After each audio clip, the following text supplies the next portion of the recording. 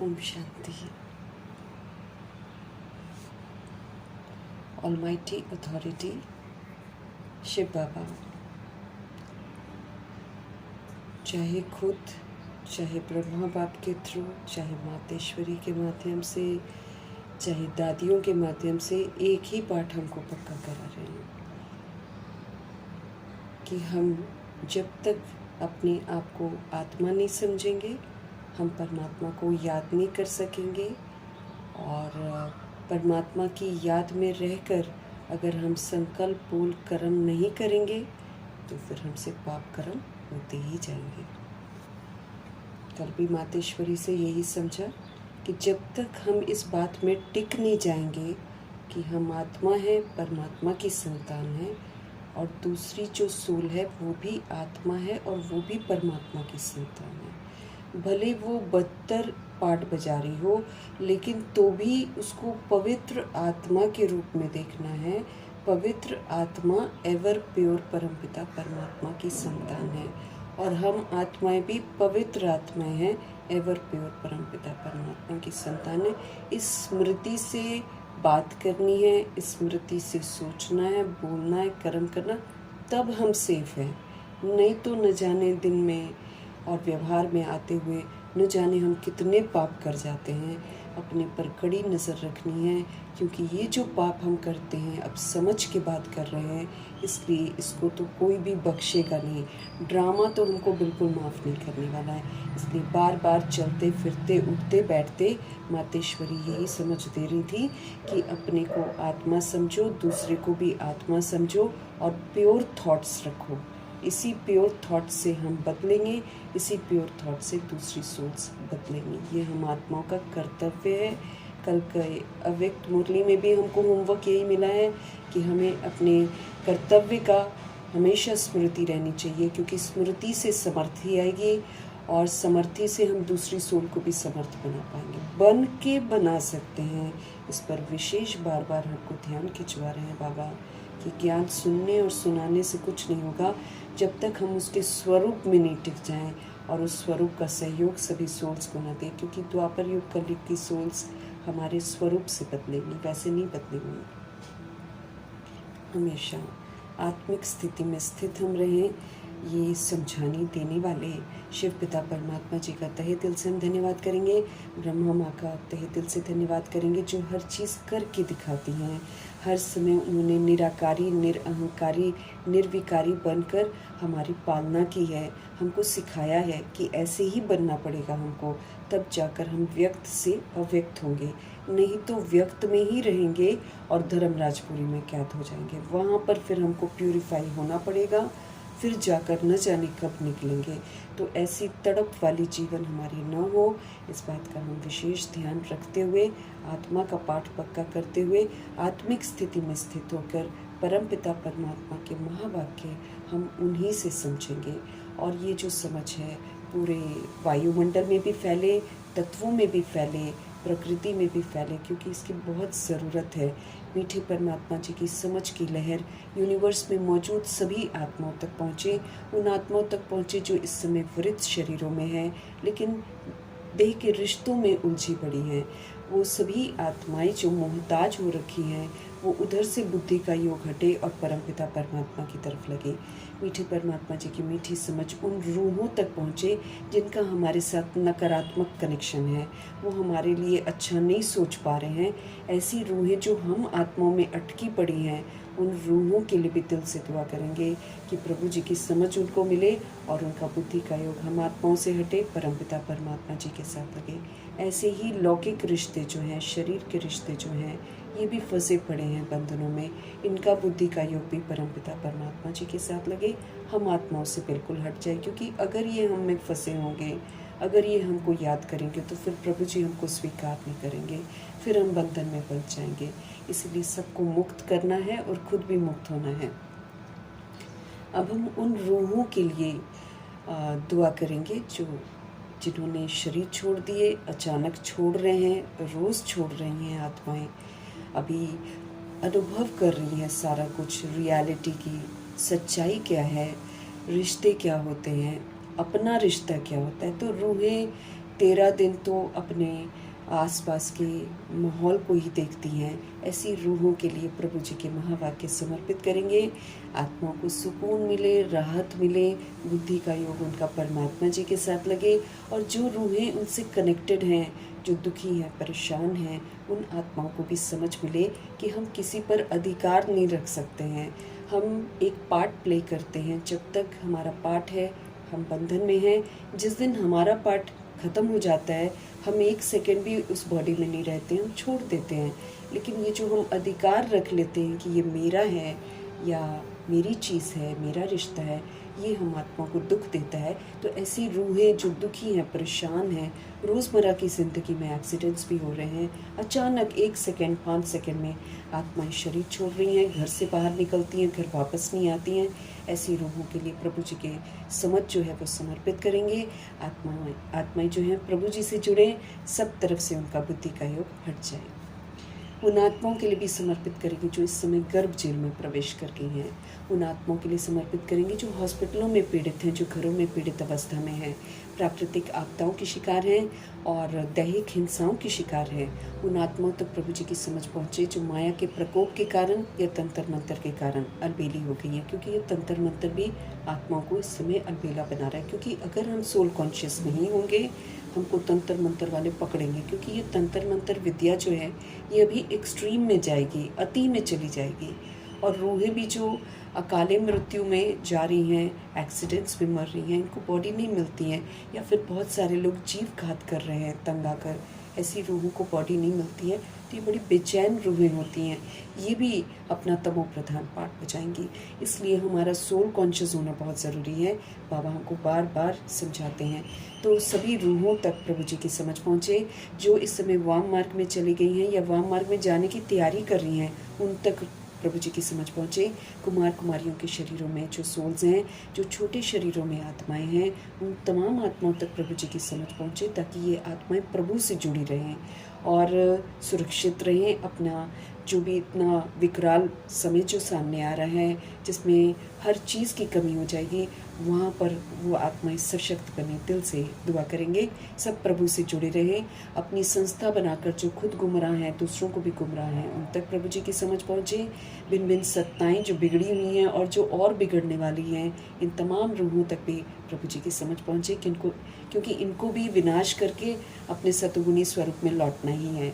तो हम क्यों ना इनको दुआएं देते रहें, क्योंकि बाबा ने बोला है ये हमको करना है, ताकि इनमें फिर से स्मृति आए कि हम रूहें हैं और परमधाम निवासी हैं। जो दैहिक धर्मों की भिन्नता में बटी हुई हैं, मठ पंथों में बटी हुई हैं, एक दूसरे से छीन रही हैं, उसको पानी नहीं देंगे, उसको ये एरिया नहीं देंगे, उसको वो एरिया नहीं देंगे, ऐसे करके वंचित कर रही हैं आत्मा भाइयों को।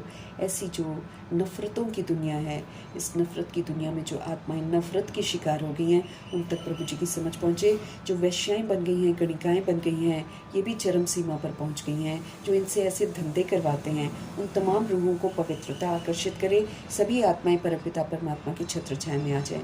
भूत प्रेत बनकर जो भटक रही हैं रूहें, सभी रूहों के लिए दिल से दुआ करेंगे, सभी पवित्र बने, सभी परमात्मा छत्र छाया में आ जाएं और वापस घर चलने को तैयार हो जाएं। उन आत्माओं तक प्रभु जी की समझ पहुँचे जो तंत्र मंत्र रिद्धि सिद्धियाँ कर रही हैं। ये विस्मृत हैं, इस समय तांत्रिक बन गई हैं, मज़े लेती हैं, दूसरों को दुख देकर इनको बहुत मज़ा आता है। ऐसी रूहें जो विस्मृत हो गई हैं, इन रूहों तक प्रभु जी की समझ पहुँचे, ताकि ये रूहें जो हैं उल्टे कर्म करने से मुक्त हो जाएं। उन आत्माओं के लिए समर्पित करेंगे जो फिल्म इंडस्ट्री में शामिल हो गई हैं और जो गंदे गंदे गीत बना रही हैं, आज के यूथ को, आज के बच्चों को बिगाड़ रही हैं। ऐसी आत्माओं को भी ऐसी चीज़ों से वैराग आए, देह अभिमान से वैराग आए। जो अंग तस्करियाँ कर रहे हैं, जो ह्यूमन फ्लैश, एनिमल फ्लैश खा रहे हैं, जानवर से भी जो बदतर बन गई हैं आत्माएं, उन आत्माओं तक प्रभु जी की समझ पहुँचे। और जो स्थान जहाँ पर अभी तक समझ पहुँची नहीं है, या फिर समझ पहुँचती भी है तो आत्माएं सुनने को ही तैयार नहीं है, ऐसी रूहों तक भी प्रभु जी की समझ पहुँचे। दिल से हम सब दुआ करेंगे।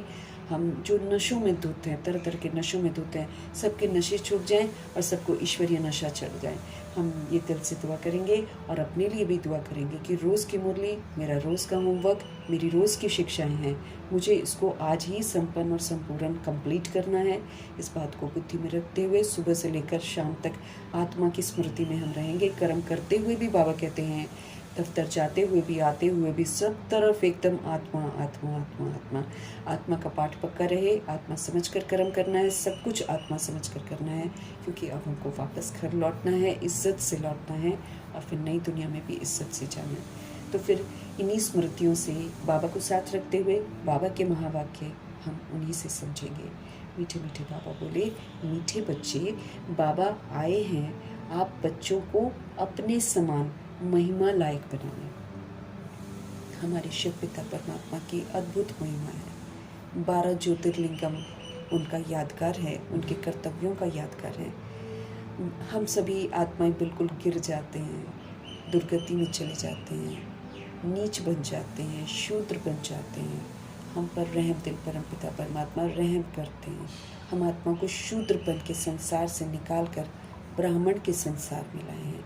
अब रोज़ हमको मुरली के द्वारा कैसे जीना चाहिए वो सिखाते हैं, ब्रह्मा जी के थ्रू सिखाते हैं। कैसे हमको बात करनी चाहिए, कैसे हमको व्यवहार में आना चाहिए, कैसे गिरे हुओं को उठाना चाहिए, उनके लिए सूक्ष्म घृणा नहीं रखनी चाहिए। जैसे कल भी बाबा ने समझाया कि कभी कभी कोई सोल अच्छा नहीं पाठ बजा पाती है, तो हम सभी क्या बोल देते हैं, ये तो सुधरेगा ही नहीं, ये तो है ही ऐसा। हमको ये समझ में नहीं आता है कि हम उस सोल को श्रापित कर रहे हैं और उसके बंधन में बंध रहे हैं। जब तक मैं आत्मा उसको श्राप से मुक्त करूंगी नहीं, मैं शरीर से निकलूंगी नहीं। इस बात का हमको बहुत ध्यान देना है। हमें किसी भी रूह के साथ कोई हिसाब किताब नहीं बनाना है। बाबा कहते किसी का भी स्वभाव कैसा भी हो, आपकी शुभ भावना का स्टॉक कम नहीं होना चाहिए। शुभ भावना ही हमको देनी है, शुभ भाव रखना है, आत्मिक भाव और कल्याणकारी भावना सभी रूहों के लिए रखनी है। तो बाबा हमको अपने समान बनाते हैं। हमारा बाबा विश्व कल्याणकारी है, विश्व की सभी आत्माओं का कल्याण करते हैं। चाहे वो भूत प्रेत आत्मा बन गई हो, चाहे वो आतंकवादी बन गई हो, चाहे वो अंडरवर्ल्ड डॉन बन गई हो, चाहे वो कोई भी चीज़ बन गई हो, सबकी जो है परमपिता परमात्मा सभी आत्माओं का कल्याण करने के लिए आए हैं। तो हमको भी क्या बोलते हैं, तुमको भी सारे विश्व की आत्माओं का कल्याण करना है। एक भी रूह के लिए नेगेटिव नहीं सोचना है। ये कितना कठिन हमको अभ्यास और तपस्या करना है। एक भी रूह हमारी रचना है। बाबा कहते हैं हम करते हैं ना, वैसे ही सारे लोग कर रहे हैं, लेकिन वो थोड़ा और गंदे तरीके से कर रहे हैं ताकि हमको सज़ा मिले कि हमने विस्मृत होकर गलत पाठ बजाया ना। उसका प्रभाव देखो दुनिया पर कितना पड़ रहा है कि वो तो गजब का झूठ बोल रहे हैं, गजब की चोरियां कर रहे हैं। हम क्या करते हैं, हम शूद्रपन का संस्कार चोरी करते हैं। हम अपने को आत्मा नहीं समझकर शरीर समझकर झूठ बोलते हैं। हम भगवान को बोलते हैं तन भी तेरा, मन भी तेरा, धन भी तेरा, और फिर अंदर से हम अपना भी समझते हैं ना, अधिकार समझते नहीं, मेरा है, मेरा रिश्ता है, समझते हैं ना, तो हम झूठ बोल रहे हैं ना। ऐसे ही ये समय जो है प्राप्ति करने का, लेकिन हम प्राप्तियां नहीं करते हैं, हम खुद को वंचित कर देते हैं, टाइम वेस्ट कर देंगे, इधर उधर कर लेते हैं, बाबा की श्रीमत को बहुत गंभीरता से नहीं लेते हैं, तो हम ठगी करते हैं। हम भगवान से मिले हुए विवेक का खून करते हैं जब हम उनका कहना नहीं मानते हैं।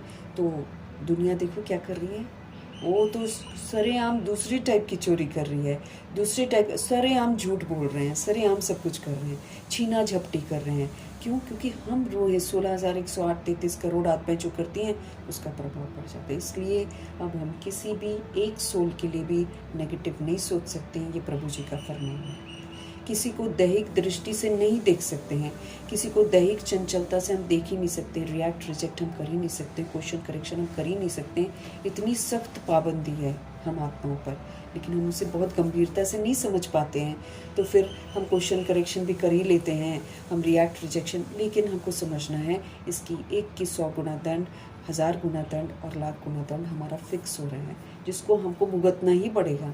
इसलिए अपने समान बाबा बना रहे हैं, मतलब बाप समान मेरे को विश्व कल्याणकारी बनना है, बाप समान मुझे रहम दिल बनना है, क्योंकि वो सब पर रहम करते हैं। हमें सभी आत्माओं पर कृपा करनी है, सबको सत्य से जोड़ना है। बाप समान हमको परोपकारी बनना है, कोई बुरा करे तो भी उसका उपकार करना है। बाप समान हमको शुभ भावना, शुभकामनाधारी बनना है। तो ये जैसा मेरा बाप है, वो बाप अपना पाठ जो है ना मुरली के द्वारा ही दर्शा देते हैं कि वो कैसे हैं। अब बिल्कुल वैसे हमको भी बनना है। बाप समान रहम दिल बनना है, सब पर रहम करना है। जो उल्टा काम कर रहे हैं ना, सब पर रहम करना है, अपकारी पर भी उपकार करना है। और शुभ भावना शुभकामना, ये तो भगवान कहते हैं किसी का ढीला पुरुषार्थ या किसी का ढीला संस्कार मेरे संस्कार को ढीला न कर दे, मुझे न सीट से उतार दे। मुझे मास्टर विश्व कल्याणकारी की सीट पर बैठना है, मुझे रहम दिल की सीट पर बैठना है, मुझे परोपकारी की सीट पर बैठना है, मुझे मधुरता और नम्रता की सीट पर बैठना है। इससे उतारने के लिए बहुत लोग आएंगे। सारे दिन में घर का कोई व्यक्ति हो सकता है, बाहर का कोई व्यक्ति हो सकता है, पड़ोसी हो सकता है, ऑफिस में कोई हो सकता है, स्कूल में कोई हो सकता है। Anybody can bring us down from that seat. लेकिन हमको उतरना ही नहीं है, भगवान जी कह रहे हैं। हमको इतना शुभ भावना से भरपूर होना है, इतना आत्मिक स्थिति से भरपूर होना है, आत्मिक दृष्टि से भरपूर होना है कि कोई हमारी धज्जियाँ उड़ा दे लेकिन हमारे मन में उसके लिए शुभ भावना ही निकले। इतना हमको अपने में चेंज करना। कल बाबा ने बोला ना, परिवर्तन। परिवर्तन में तुम देखो तुमने क्या किया। क्या तुम स्वमानधारी बन गए हो? क्या तुम स्वराज्य अधिकारी बन गए हो? क्या तुम देही अभिमानी बन गए हो? अगर बन गए हो तो तुम्हारे में परिवर्तन है, अगर नहीं है तो हम तो फिर से वैसे के वैसे ही हैं। हम तो मर्जीवा ही नहीं बने हैं तब तक। तो फिर सज़ा कौन खाएगा? हम खाएंगे, क्योंकि फिर हम कर्तव्य पूरे नहीं कर पा रहे हैं जो हमको करने, विश्व कल्याण का जो कर्तव्य है, जो ताज पहना रखा है भगवान जी ने हमको संपूर्ण पवित्रता का, हम पूरा ही नहीं कर रहे हैं। तख्त हमको दे रखे हैं, उस तख्त पर हम बैठते ही नहीं हैं। और फिर तिलक जो स्मृतियों का दिलाते हैं, इतने सारे स्वमान का तिलक दिलाया, वो तिलक हमारे मिट जाते हैं। हम फिर अपने आप को साधारण समझ लेते हैं और फिर साधारण पाठ बजाते हैं। तो बड़ी गंभीरता से भगवान जी हमको बार बार एहसास दिला रहे हैं कि वो क्यों आए हुए हैं। वो अपना कर्तव्य करे जा रहे हैं, हम कर रहे हैं कि नहीं कर रहे हैं, इसका हमको ध्यान रखना है। तो बाबा आए हुए हैं आप बच्चों को अपनी समान महिमा लायक बनाने। बाप की जो महिमा है वो अभी तुम धारण करते हो। प्रभु जी विश्व कल्याणकारी हैं, हम भी विश्व कल्याणकारी बन रहे हैं। हमारे बाबा रहम दिल हैं, हम भी रहम दिल बन रहे हैं। वो अपकारी पर भी उपकार करते हैं, हम भी अपकारी पर उपकार करने का टेंशन रख रहे हैं। ऐसा तो नहीं कि हम बिल्कुल वैसे बन, लेकिन हम बन रहे हैं। अपने आप को परिपक्व बनाना है, इसमें हमें धारणाएं वही, क्योंकि मेरे को सबूत देना है कि मैं आत्मा परमात्मा का बच्चा हूँ। तो हमारा जो अलौकिकपन होगा वो लोगों को यकीन दिलाएगा कि हाँ ये लोग भगवान के बच्चे हैं। अगर लौकिकपना है हमारे में तब तो कोई भी यकीन नहीं करेगा, उल्टा मजाक उड़ाएंगे, उल्टा शनि राहु केतु मेरे को लग जाएगा। ये जो ग्रहचारी है ये मेरे पर बैठेगी। अगर मैं आत्मा किसी आत्मा को बोलती हूँ कि हम सभी आत्माएं हैं और हम सभी परमात्मा के बच्चे हैं और हम समझ कर नहीं चल रहे हैं, तो मेरे पर शनि की ग्रहचारी लगेगी। क्योंकि जिसको मैं बोल रही हूँ वो पीठ पीछे बोलती है या बोलता है कि ये खुद तो वैसे करती ही नहीं है, कहाँ से, ये तो ऐसे हैं, ये तो वैसे। अब ये जो आवाज़ है ये वतन तक भी पहुँचती है, लोगों की टिक्का टिप्पणी, और साथ में फिर शनि राहु केतु ये हमको लग जाते हैं। फिर हमारी ज़िंदगी में अड़चन आएगी, हमारे शरीरों को कष्ट होएगा, सारे शरीर वगैरह जो दुखेंगे, ये सारा अभी होने वाला है हमारे साथ। तो इसीलिए हमको बड़ा ध्यान रखना है कि हमें जो बाबा की विशेषताएं हैं वो हमको अपने अंदर धारण करनी है। हमें बाप समान बनकर सबूत देना है कि हम आत्मा परमात्मा के बच्चे हैं, हम अल्लाह लोग हैं, हम अलौकिक हैं। अलौकिकता दिखाई देनी चाहिए। ये संगम युग पहले समझ में नहीं आता था, लेकिन ये जो कर्मयोगी फरिश्ता है ब्रह्मा जी का पाठ जो है, ये इसी पाठ के साथ हमको पूरा संगम योग पाठ बजाना है, तब बनेंगे हम फरिश्ता। उसके बिना हम फरिश्ता नहीं बन सकते। जो कर्मयोगी फरिश्ता में ब्रह्मा जी की विशेषताएं बताई गई हैं वो उनकी विशेषताएं इस संगम युग में थी। 33 वर्षों में 14 वर्ष उन्होंने तप किया, बाकी में उन्होंने कर्मयोगी फरिश्ते बनकर पाठ बजाकर व्यक्त से अव्यक्त हुए हैं। तो कायदे से जब हम बाबा के बनते हैं तो हमको फरिश्ता स्वरूप में पाठ बजाना है। जैसे कल बाबा ने हमको बोला कि आपके कर्म में, आपके सोच में और आपके बोल में लाइट होना चाहिए, माइट होना चाहिए, मतलब नॉलेज होनी चाहिए, समझ होनी चाहिए। हमारा पाठ समझ का होना चाहिए, हमारा पाठ सशक्त होना चाहिए। तो लाइट और माइट का जब हम पाठ बजाते हैं तब हम कहलाएंगे कि हाँ हम ज्ञान स्वरूप हैं, हम नॉलेजफुल हैं। तो लाइट और माइट जो है ना, ये है फरिश्ता स्थिति। मतलब प्रभु जी की जो श्रीमत है, अगर हम उस श्रीमत के प्रमाण चलते हैं तो हमारे आचरण में फरिश्ता स्थिति है।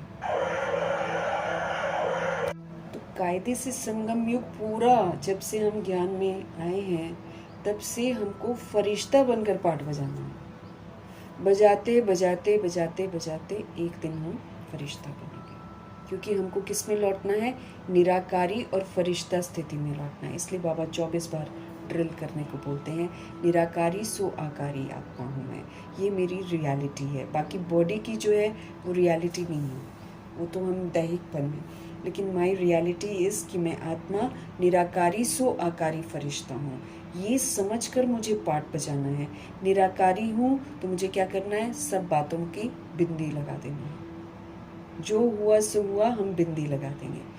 बिंदी लगाने के बाद हम आकारी पाठ बजा सकते हैं, फरिश्ते का पाठ। अगर शिकवे शिकायत हमारे मन में है तो फिर हम फरिश्ते वाला पाठ नहीं बजा पाएंगे। इसीलिए हमारा मरजीवा बनना बहुत ज़रूरी है कि हम मरजीवा बन जाएं, हम उल्टी सीढ़ी नीचे उतरें, अपने आप को समझा के नीचे उतरें और फिर समझे कि मैं एक रूह हूँ, विस्मृति से मैंने इतना जंजाल बनाया, अब मैं आत्मा सब चीज़ों को बिंदी लगाती हूँ। अब मेरा किसी के साथ देह का रिश्ता नहीं है। अब इस स्मृति से मैं अलौकिक फरिश्ता बनकर सभी के साथ एक जैसा पाठ बजाऊँ, ताकि मेरा सारा कार्मिक अकाउंट सबके साथ सेटल हो जाए। किसी के साथ भी मेरा कर्म बंधन नहीं होना चाहिए। कर्मातीत अवस्था मेरे को बनाकर उड़ना है। अगर एक भी कहीं अटके हुए तो हम उड़ नहीं पाएंगे। इसीलिए किसी रूह के साथ अगर हमारा रिश्ता सही नहीं रहा या किसी रूह को मेरे से शिकवा शिकायत रही है तो उसको ठीक करना है, उसको ढेर सारी दुआएं देनी है, उससे माफ़ी मांग लेनी है, ताकि वो रूह ना फ्री हो जाए। नहीं तो अगर उस रूह के मन में कोई शिकवे शिकायत हो जाएंगे ना तो हम रूहें ना बेचैनी रहेंगी, क्योंकि हम आत्मा भाई भाई है ना, तो देह के भान में हम बना लेते हैं सारा हिसाब किताब, लेकिन इसको क्लियर करना पड़ता है। इसीलिए रोज़ हमको माफ़ी तो सबसे मांग लेनी है भाई। जिस भी रूह के साथ, किसी भी रूह को अगर मेरे से शिकायत रही है तो हम उससे माफ़ी मांगकर उसको ढेर सारी दुआएं देंगे। और जब हम उस रूह को हाजिर कर लेते हैं ना सामने, तो वो आ जाती है। उसको आई हुई रूह को बता देना है कि भाई माफ़ करना, ये देह के भान में हमने कर लिया, देह के अभिमान में हमने कर लिया, असल में तो हम सभी पवित्र आत्माएं हैं, एक ही बाप के हम बच्चे हैं। ऐसे करके उसको फ्री करना है, तब वो रूह शांत होगी। नहीं तो अगर वो अशांत रहेगी तो फिर हमारा जीवन अच्छा नहीं गुजरेगा और फिर बाबा मेरे को स्वीकार नहीं करेंगे। सबसे बड़ी बात तो ये। इसीलिए सभी रूहों के साथ हमको रोज़ का अकाउंट क्लियर रखना है। रात को सोने से पहले प्रभु जी को सब सौंप के फ्री होके हमें बाप समान विश्व कल्याणकारी का कर्तव्य निभाना है। प्रश्न है प्रभु जी का, भक्ति मार्ग में परमात्मा माशूक को पूरा न जानते भी कौन से शब्द बहुत प्यार से हम बोलते हैं और हम याद भी करते हैं? उत्तर है मीठी बाबा का, बहुत प्यार से कहते हैं और याद करते हैं। हे माशूक, तुम जब आएंगे ना तो हम सिर्फ आपको ही याद करेंगे और सबसे बुद्धि का योग तोड़कर आपके साथ जोड़ेंगे। अब बाप कहते हैं, बच्चे अब मैं आया हूँ तो देही अभिमानी बनो, क्योंकि उसके बिना तो हमारा लिंक जुड़ेगा ही नहीं। जब तक चलते फिरते उठते बैठते हम अपने को आत्मा नहीं समझते हैं तब तक हम प्रभु जी को याद नहीं करते हैं। हम यूं ही समझते हैं कि हमने योग लगाया है। योग नहीं है, क्योंकि योग है तो कल बाबा ने कितना सुंदर बोला, अगर योग है ना तो तुम युक्ति युक्त हो जाओगे, तुम कर्म इंद्रिय जीत हो जाओगे, तुम कर्म इंद्रियों को श्रीमत प्रमाण चलाने में कामयाब हो जाओगे। ये सबूत है कि हमारा योग लग रहा है। अगर हम कर्म इंद्रियां मेरे को चला रही हैं, प्रजा मेरे को चला रही है, तो फिर तो हमारा योग नहीं लग रहा है, मेरे को ताकत नहीं मिल रही है भगवान से। हर चीज़ के लिए हमको ताकत चाहिए, तो ताकत तो परमात्मा से मिलेगी। इसलिए प्रभु जी याद दिला रहे हैं हम आत्मा को, हमारे भक्ति के जो हम गुणगान करते हैं कि हम बड़े प्यार से कहते हैं ना। जो बाबा के बच्चे होंगे ना सूर्यवंशी घराने के, वो ऐसे ज़रूर बोलते होंगे कि बहुत प्यार से कहते, जैसे ब्रह्मा जी है ना, ये तो ज़रूर, ये तो फिदा हो रहे थे ना, इनको तो वैराग आ रहा था सारी दुनिया से, तो ये वाकई चाहते थे भगवान से मिलना, तो बहुत प्यार से कहते हैं और याद करते हैं, हे माशूक, तुम जब आएंगे ना तो हम सिर्फ आपको ही याद करेंगे और सारे लोगों से बुद्धि का योग तोड़ आपके साथ जोड़ेंगे। ये हम भक्ति मार्ग में बोलते हैं और बाबा हमको याद दिलाते हैं।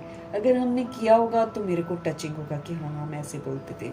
तो बाबा कहते अब मैं आ गया हूँ, अब मैं आ गया हूँ, तो तुम बनो देही अभिमानी, क्योंकि जब तक तुम देही अभिमानी बनोगे नहीं तो मुझे याद करोगे नहीं। बॉडी समझकर हम बाबा को याद नहीं करते, इसलिए योग में भी बैठते समय कॉन्शियसनेस बहुत क्लियर होना चाहिए कि मैं एक रूह हूँ। लेकिन बाबा कहते हैं कि अमृत वेला भी ये वाली पोजीशन हमारी तब रहेगी जब हम सारा दिन रूह समझ कर चलते होंगे, तब सुबह तुरंत कनेक्शन हो जाएगा भगवान से।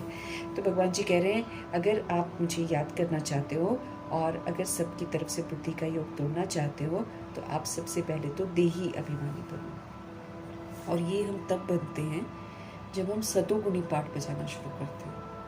मतलब व्यवहार में अगर हम बार बार ये चित्त पर रखते हैं कि मैं परम पवित्र आत्मा हूँ, मैं सदा खुश हूँ, सदा सुखी हूँ, सदा प्रेम स्वरूप हूँ, सदा आनंद स्वरूप हूँ, सदा शक्ति स्वरूप हूँ, सदा ज्ञान स्वरूप हूँ और सदा देही अभिमानी हूँ, है ना। आत्म अभिमानी वाला जो पार्ट है वो बजाकर फिर मेरा लिंक जो है ना परमात्मा से जुड़ेगा। अब क्या है, हम अपने को देह समझते हैं, हम देह के बंधन में भी हैं, हम दुनिया के बंधन में भी हैं।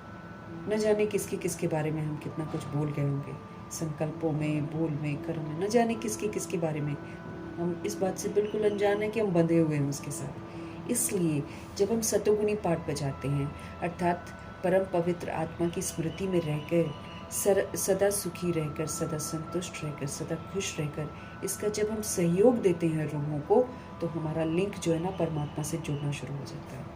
तो अपने को आत्मा समझना है, सबको आत्मा समझना है और शुभ भावना, शुभ कामना का सहयोग देना है, पवित्र दृष्टि का सहयोग देना है। यही स्मृति रखनी है कि ये भी एक सतोगुणी आत्मा है। जैसे मम्मा ने कल समझाया है कि हम प्योर आत्माएं हैं, ये भी प्योर आत्मा है। मैं भी एवर प्योर बाप का बच्चा हूँ, ये भी एवर प्योर बाप का बच्चा है, आत्मा भाई है। जब इस दृष्टि से, ये स्वमान से हम लोगों को देखना शुरू करेंगे, चलते फिरते जब हम ये अभ्यास करेंगे जैसे मातेश्वरी ने किया है, तब जाकर हमारा योग बाबा से लगना शुरू हो जाएगा। नहीं तो नेगेटिव है तो बाबा ने बोला ना, एक भी नेगेटिव है, एक भी शिकवा शिकायत है किसी सोल से, तुम्हारा मेरे साथ लिंक नहीं जुड़ सकता है, साफ बोलते हैं बाबा। तो बाबा उनको क्या बोल रहे हैं, देही अभिमान, शुद्ध अभिमान रहे, रूह हूँ, सुप्रीम रूह की संतान हूँ। ये सारे जितने भी लोग हैं सब रूहें हैं, सब सुप्रीम रूह की संतान हैं। ये वाली दृष्टि, ये वाली वृत्ति जब होगी मेरी तो हम सबके साथ व्यवहार कैसे करेंगे। मम्मा कैसे बोलती है, संबंध संपर्क में आओ तो ये स्मृति बनी रहे कि मैं रूह, एक रूह से बात कर रही हूँ। पहले बॉडी समझकर बॉडी वाले से बात करते थे, अब रूह समझकर रूह से बात करनी है। जैसे बाबा ने एक बार बोला था कि तुम 2 घंटे किसी व्यक्ति के साथ हो, ठीक है ना, लेकिन 2 घंटे के बाद अगर आप घर जाते हो या कहीं भी जाते हो, कोई पूछता है कि वो कैसा था या कैसी थी, तो आपको मालूम नहीं होना चाहिए। मतलब दैहिक वाला स्वरूप आपको मालूम नहीं होना चाहिए। इस कदर हमको देह को भूलना है, देह नजर ना आए हमको। फिर देह नजर आ रही है तो फिर हमारी दैहिक दृष्टि है, वो तो फिर गड़बड़ हो गई ना, फिर दैहिक दृष्टि। तो इसीलिए बाबा अव्यक्त बाप दादा बोलते हैं, जिस दिन आपको ये वाला अभ्यास हो जाएगा कि आप किसी व्यक्ति से मिले हो और आपने उसका फिजिकल स्वरूप आपके दिमाग में ही नहीं है, आपने एक रूह से बात करी है, तो तब समझो कि हाँ परिवर्तन हो रहा है, देही अभिमानी बन गया। जब तक हमको देह दिखाई दे रही है तब तक हम देह अभिमान में है, देह के भान में है, तब तक हम प्रभु से लिंक नहीं जोड़ सकते हैं। बहुत गंभीरता से ईश्वरीय मार्ग पर हमको चलना है, क्योंकि नहीं तो जाने अनजाने में हमसे पाप कर्म हो रहे हैं, जाने अनजाने में वो दैहिक दृष्टि जो है वो मुझे कहीं ना कहीं क्रिमिनल बनाती रहेगी। भेदभाव, घृणा, है ना, सुपीरियर समझते हैं, कभी कभी इन्फीरियर समझते हैं। ये वाली जो ना खामियां हमारे अंदर बहुत ज़्यादा आ गई हैं, अब इनसे हमको बाहर निकलना है। तो इसलिए प्रभु जी बोल रहे हैं कि ये जो तुमने वायदे करे हैं ना कि तुम और जब आप आएंगे तो हम सिर्फ आपको ही याद करेंगे और सबके साथ बुद्धि का योग तोड़ देंगे। तो कैसे बुद्धि का योग टूटेगा मेरा सबके साथ, जब हम देही अभिमानी बनेंगे। नहीं तो दैहिक का हमारा बुद्धि योग कहाँ से टूटता है, नहीं टूटता है जल्दी, बड़ा घना होता है ये। तो देही अभिमानी बनो। तुम्हारा पहला फर्ज है प्यार से बाप को याद करना, प्यार से, दिल से, प्यार करना। बाकी कब कर पाएंगे? जब हम बाकी तरफ से बुद्धि का योग हटाएंगे। और बाकी तरफ से कब बुद्धि का योग हटेगा? जब हम आत्म अभिमानी बनेंगे, जब हम शुद्ध अभिमान में, शुद्ध नशे में रहेंगे कि मैं एक सोल परमात्मा का बच्चा हूँ। ये वाली जो स्मृति है, ये जो एहसास है, इस एहसास से जब हम जिएंगे तब हम प्रभु से जुड़ पाएंगे। ओम शांति। मीठे मीठे जीव की आत्माओं को परमपिता परमात्मा, जिसने अब शरीर का लोन लिया है, बैठकर समझाते हैं कि मैं साधारण बूढ़े तन में आता हूँ। मीठे मीठे जीव की आत्माएं, हमने बॉडी लिया है तो हम अभी क्या हैं? जीव आत्माएं। हम देखो मीठे मीठे थोड़ी हैं, जैसे बाबा थक नहीं रहे जब से आए हैं और जब से हम ज्ञान में प्रभु जी के साथ जुड़े हैं, तो तब से मीठे मीठे ही बोले जा रहे हैं। हम अपने आप को चेक करके देख सकते हैं, दैहिक कड़वाहट क्या मेरे अंदर से खत्म हो गई है? आज तक हम मीठे नहीं बने हैं। जिस विधि से बाबा मिठास दिख रहे हैं, मिठास कौन सी? आत्मिक मिठास। वो वाली मिठास आई ही नहीं रही है, बॉडी कॉन्शियसनेस फिर आ जाता है। तो भी बाबा नहीं थक रहे हैं। अब बस यही हमको भी बोलते हैं कि जब द्वापर युग और कलयुग की सोल्स के साथ तुम्हारी मुलाकात होती है, या फिर 16,108 करोड़ आत्माओं में से उन रूहों से मुलाकात होती है जो संस्कार के कारण थोड़े से कमज़ोर हैं, तो हमको उनके लिए कैसा सोचना है? जब भगवान हमको मीठे मीठे बोल रहे हैं, जब भगवान हमको पवित्र आत्मा बोल रहे हैं, तो हमको उनको भी पवित्र ही बोलना है। जैसे मम्मा ने कल समझाया, भले वो गलत ही कर रहे हैं तो भी कहना है एवर प्योर परमपिता परमात्मा की संतान पवित्र आत्मा है। जब तक देह देखेंगे अच्छा हम बोल नहीं पाएंगे, जब आत्मा देखेंगे ना तब हम अच्छा बोलेंगे। तो जैसे जो शब्द बाबा मुरली से हमको सिखाते हैं कि कैसे तुमको किसी से बात करनी चाहिए, और स्पेशली द्वापर युग और कलयुग की सोल से, क्योंकि वो हमारी वजह से बिगड़ गई हैं। हम भूल गए, वो भी भूल गए, वो थोड़ा गंदे तरीके से भूल गए, क्योंकि वो आते ही उन्होंने दुनिया गंदी देखी है। अब जो कलयुग में आए हैं, राज्य सत्ता जो होगी ना, ये कलयुग में आई होगी। इन्होंने तो आते ही छीना झपटी देखी है, इसलिए इनको कोई गलत काम लगता ही नहीं है। जैसे फिल्म इंडस्ट्री की सोल्स अगर छोटे कपड़े पहनते हैं, अपने अंग दिखाते हैं, उनको बुरा लगता ही नहीं है, क्योंकि वो आए ही उस दौर में हैं जब ये दौर शुरू हो गया था विकारों का, देह अभिमान का। तो उनको बुरा लगता ही नहीं। हमको बुरा लगता है, उनको बुरा नहीं लगता है। लेकिन हमको उनको कैसे देखना है? आत्मिक दृष्टि से देखकर उनको वापस ओरिजिनलिटी की तरफ लेकर जाना। तो जितना हम रोज़ उनको देखकर पवित्र आत्मा समझेंगे, ब्रिकुटी में उनको देखेंगे, उनको अच्छाई का संकल्प देंगे, उतना ही तो उनमें परिवर्तन होगा। हमको ये भी तो होमवर्क मिला है कि स्मृति स्वरूप बनकर स्मृति स्वरूप बनाओ। तुम खुद समझते नहीं हो और तुम दूसरों को सोचते हो, दूसरों का करेक्शन करते हो, तो कहाँ से वो बनेगा? वो तो अपने को पनिशमेंट मिलेगा ना, क्योंकि हम तो स्टूडेंट हैं। स्टूडेंट थोड़ी किसी का करेक्शन कर सकते हैं, नहीं। हम जिन्स बनकर एक दूसरे को शेयर कर सकते हैं knowledge, but we can not question and correction anyone, क्योंकि जजमेंटल बन गया, मेरा हिसाब किताब उसके साथ बन जाएगा। तो बनाना ही नहीं है मुझे किसी के साथ हिसाब किताब। तो मीठे मीठे जीव की आत्माएं, हम आत्माओं से बाबा बात कर रहे हैं। बाबा ने लोन लिया है, बाबा स्पष्ट कर रहे हैं कि वो एक बिल्कुल ऑर्डिनरी बूढ़े तन में आते हैं। आकर बहुत बच्चों को पढ़ाता हूँ मैं, वाकई बहुत पढ़ाते हैं भगवान को, कितना पढ़ाते हैं, पढ़ा कर स्पष्टीकरण कितना करते हैं। अव्यक्त मुरलियों से पढ़ाते हैं, साकार मुरलियों से पढ़ाते हैं, दादियों के थ्रू पढ़ाते हैं, मातेश्वरी के थ्रू पढ़ाते हैं, ऐसे थे ब्रह्मा बाप के थ्रू पढ़ाते हैं, कर्मातीत अवस्था के थ्रू, कहीं ना कहीं से बाबा हमको पढ़ाते ही पढ़ाते हैं। इसलिए स्पष्ट कर रहे हैं, मैं आकर बहुत बच्चों को पढ़ाता हूँ। ब्रह्मा मुख वंशावली ब्राह्मण बच्चों को ही तो समझाएंगे। समझाते किसको हैं? जो ब्रह्मा मुख वंशावली बनते हैं, फिर वो ब्राह्मण बच्चे होते हैं, जैसे सूर्यवंशी घराने की सोल्स होती हैं, उनको समझाते हैं। बाकी 16,108 करोड़ बच्चों में सब नहीं सुनते हैं, सब नहीं समझते हैं, तो फिर उनको नहीं भी समझाते, क्योंकि उनको पता है कि ये इतना ही करेंगे। तो बाबा कहते हैं ज़रूर मुख द्वारा ही तो समझाएंगे। और किसको समझाएंगे? कहते हैं बच्चे तुम मुझे भक्ति मार्ग में बुलाते आए हो, हे पतित पावन, भारत खास और दुनिया में आम सभी बुलाते हैं भगवान को जब दुखी होते हैं, भगवान आओ बचाओ, ये दुनिया देखो कैसी बनती जा रही है, कैसे मार काट कर रहे हैं। ऐसे जब रॉयट्स होते हैं, चाहे विभाजन हुआ है ना भारत और पाकिस्तान का, तो रूही बहुत चिल्लाती हैं, बहुत पुकारती हैं भगवान को कि आप आओ और इस दुनिया को ठीक करो। ऐसे कहते हैं, हे पतित पावन, भारत खास और दुनिया में आम सब बुलाते हैं। अब दुनिया में कितनी हलचल हो रही है, तो जिन रूहों के साथ बहुत बुरा होता है वो चिल्लाते हैं, चीखते हैं।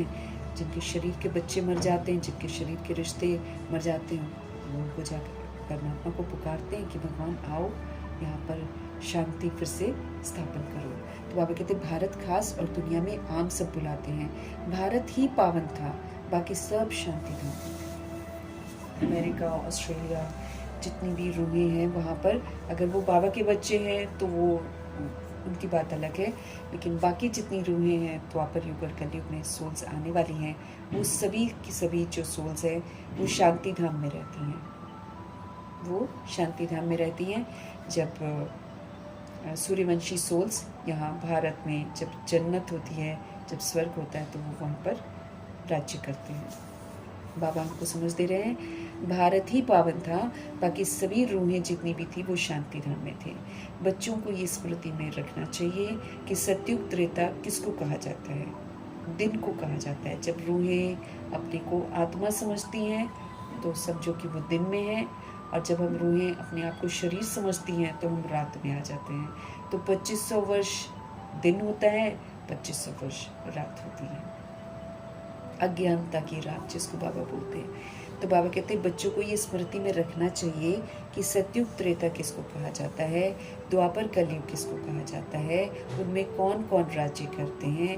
तुम्हारी बुद्धि में पूरी नॉलेज है। जैसे बाप को रचना के आदि मध्य अंत का ज्ञान है, वैसे तुम्हारी बुद्धि में भी है। जैसे भगवान को पूरा ड्रामा मालूम है कैसे ये शुरू होता है ना। ये संगम से शुरू होता है, ये प्राचीन युग है, संगम का युग, यहाँ से शुरुआत होती है। ये एक अमृत वेला है जब हम आत्माओं को अमृत मिलता है, ज्ञान अमृत मिलता है, प्रकाश मिलता है, लाइट मिलती है, फिर माइट मिलती है, फिर जाकर हम अपने आप को सुधारते हैं और फिर सत्युग दिन में जाते हैं। अमृत वेला ये प्राचीन समय है। अमृत वेले से सृष्टि रूपी ड्रामा की शुरुआत होती है। इसी में अमृत वेले में ब्रह्मा जी आदि देव बनते हैं और मातेश्वरी जी आदि देवी बनती हैं। इसी में देव देव महादेव बनते हैं, संपूर्ण ब्रह्मा जी और विष्णु जी और शंकर जी। तो समझ की स्थापना करते हैं तो बेसमझी का विनाश होता है, तो वो शंकर जी बन जाते हैं। बाकी फिर पालना के संस्कार धारण करते हैं, करके फिर हमको सिखाते हैं कि कैसे हमको भी अपना ब्रह्मा बनना है, हमको भी अपने लिए स्थापना करनी है, समझ की स्थापना। जितना समझ से पाठ बजाएंगे उतना हम सत्युग और त्रेता युग के लिए अपना जो राजधानी की सीट है उसको बुक करते हैं। और जितना हम समझदार बनते जाते हैं उतना देह अभिमान की बेसमझी खत्म होती जाती है और मेरी शंकर की अवस्था भी बनती जाती है। साथ में ये दोनों कार्य करते करते हमको पालना के संस्कार भी धारण करने हैं, समझ मिलती जा रही है। तो अब सत्यता और दिव्यता से पाठ भी बजाते जाना है, तो हमको विष्णु भी बनना है। सब कुछ हमको संगम युग में ही करना है। जब हम करते हैं तो फिर आदि यानी कि जन्नत सतयुग से शुरुआत होती है, क्योंकि बाबा के जो बच्चे हैं वही आदि मध्य अंत पाठ बजाते हैं। जो द्वापर युग या कलयुग में आते हैं वो आदि मध्य अंत का पाठ नहीं बजाते हैं।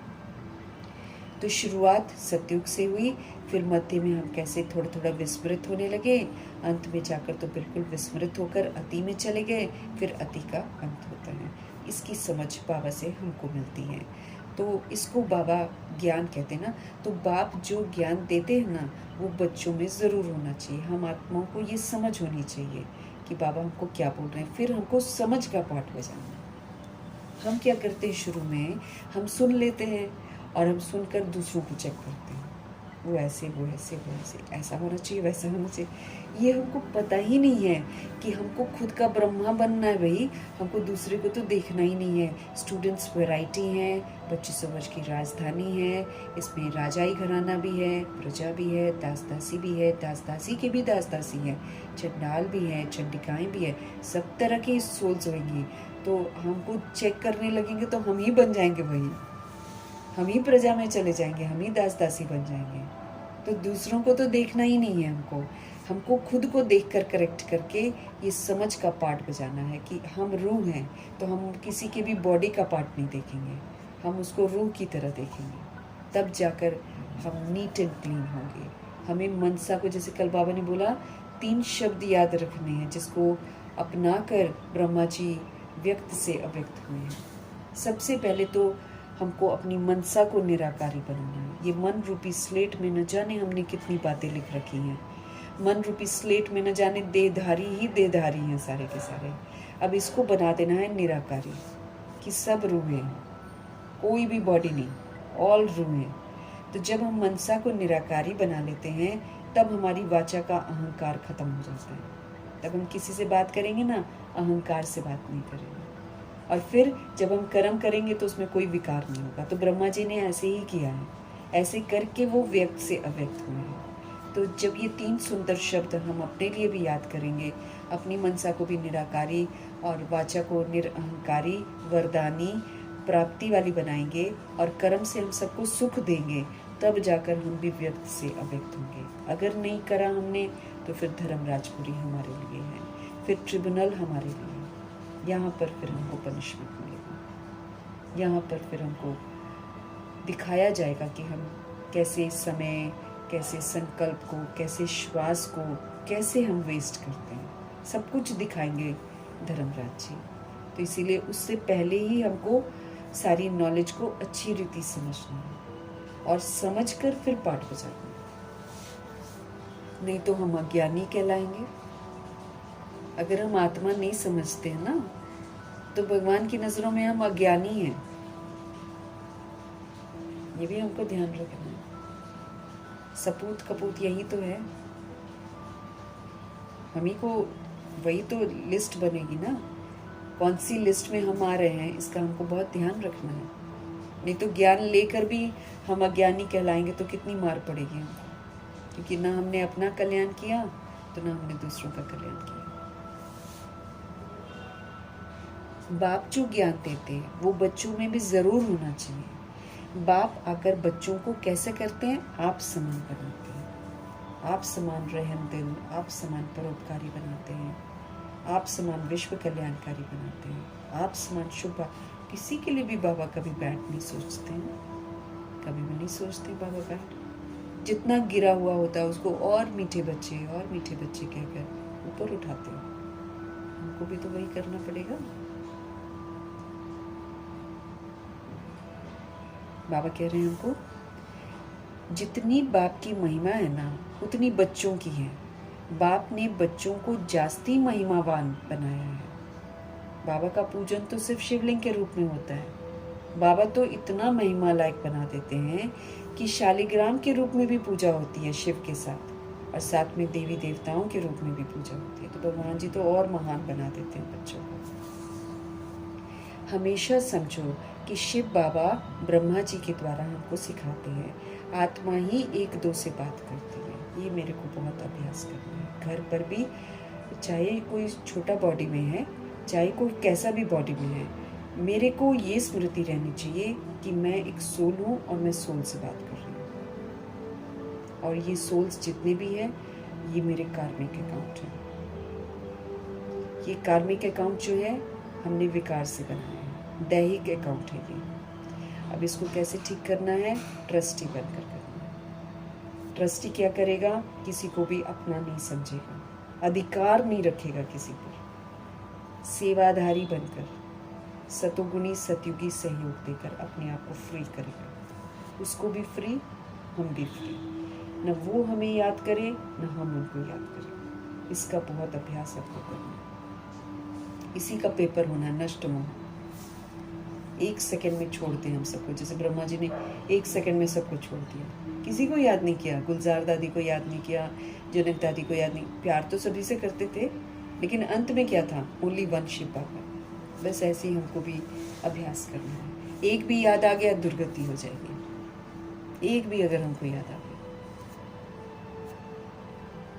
तो आत्मा ही 1-2 से बात करती है, लेकिन बॉडी कॉन्शियस होकर करती है ना तो गड़बड़ कर देती है। फिर हम नुक्ताचीनी करते हैं। फिर हम क्वेश्चन करेक्शन करते हैं, फिर हम ज्ञान को खुद नहीं धारण करते, फिर हम दूसरों को कहते हैं। ये गड़बड़ हम करते हैं, बहुत गड़बड़। और सबसे महा गड़बड़ तो ये कि हम पढ़ रहे हैं और द्वापर युग कलयुग की सोच तो पढ़ ही नहीं रही है। हम जो पढ़ रहे हैं ना, वो जो अच्छाइयाँ हैं वो हम द्वापर युग और कलयुग की सोच में ढूंढते हैं, तो कितना बड़ा पाप करते हैं। वो रूहें जो हमको देखकर बिगड़ गई हैं, उन रूहों में बोलते हैं ये चीज़ गलत है, ये चीज़ गलत है। तो कितना गड़बड़ करते हैं। तो इसीलिए अपने को ही देखना है। जिस दिन हम ठीक हो जाएंगे वो ठीक हो जाएंगे। बाबा ने कहा ना, तुम्हारे अंदर जिस दिन पुरानी दुनिया के लिए बेहद का वैराग आ गया ना, वो लोगों में भी वैराग आ जाएगा। उनकी इच्छाएं तमन्नाएं भी सब खत्म होंगी। उनको भी कहेगा मन, उनका मन भी कहेगा घर वापस चलो। जिस दिन हमारा मन करेगा, जब तक हमारा नहीं करेगा उनका भी नहीं करेगा। वो तो और पकड़ कर बैठे रहेंगे चीज़ों को। इतना मतलब हमको अपने ऊपर अटेंशन देना है।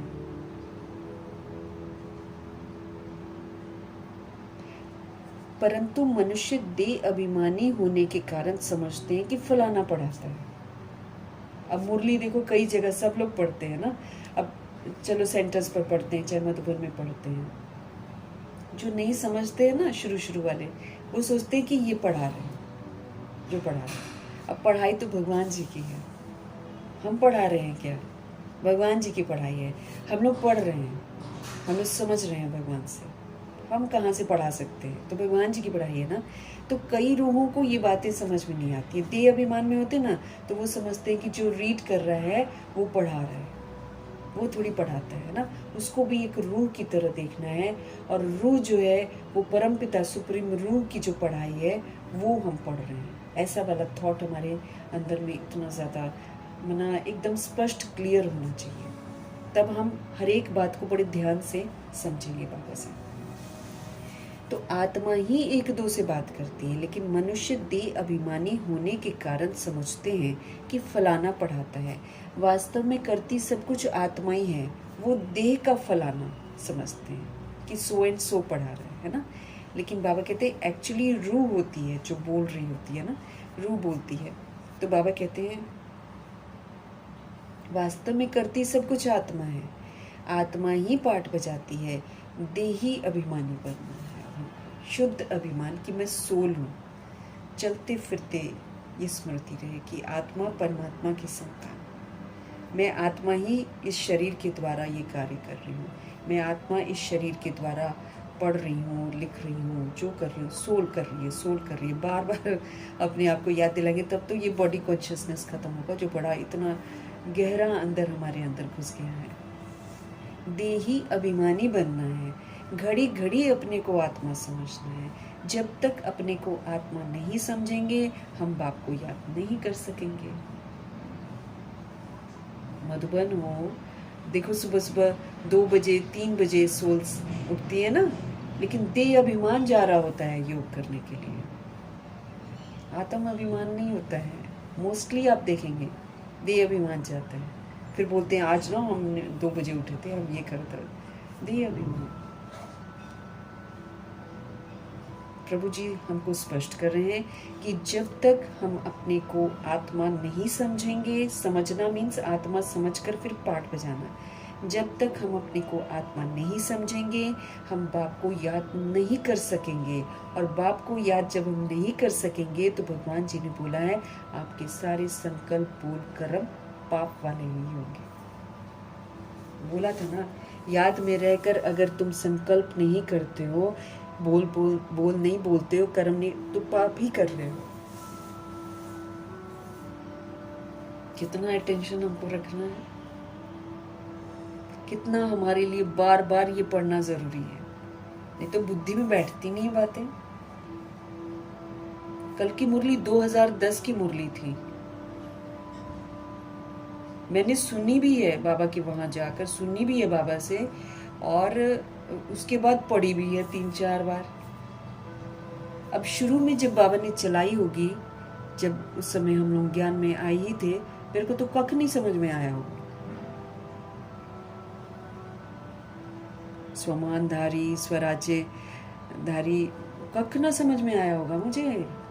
कल जितना स्पष्टीकरण से समझ में आया है उतना समझ तो उसके पहले भी मैंने पढ़कर शेयर करा हुआ है।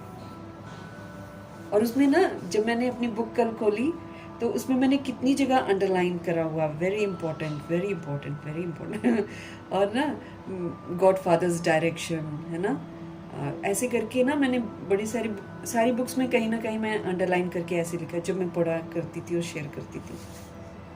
कल मुझे एक्यूरेसी से समझ में आया, लेकिन तब भी मैं एक्यूरेसी तब बोलूँगी जब मैं आत्मा वाकई वैसा परिवर्तन करूँगी, तब समझूंगी कि हाँ मेरे को समझ में आया। यथार्थ इसको बार बार पढ़ना ही पड़ेगा हमको, मुरलियों को। जब तक पढ़ेंगे नहीं, घोटेंगे नहीं, विचार सागर मंथन करेंगे नहीं, ये मेरे चित्त पर बैठेंगे नहीं, और चित्त पर बैठेंगे नहीं तो हम समझ का पाठ बजाएंगे नहीं। अब जब तक हम अपने को आत्मा समझकर बाप को याद नहीं करेंगे तब तक तो मेरे 63 जन्म के विक्रम ही विनाश नहीं हुए। तब तक तो और घने पाप कर्म कर लिए, क्वेश्चन करेक्शन कोटेशन करके सब कुछ वो तो और पाप कर लिए।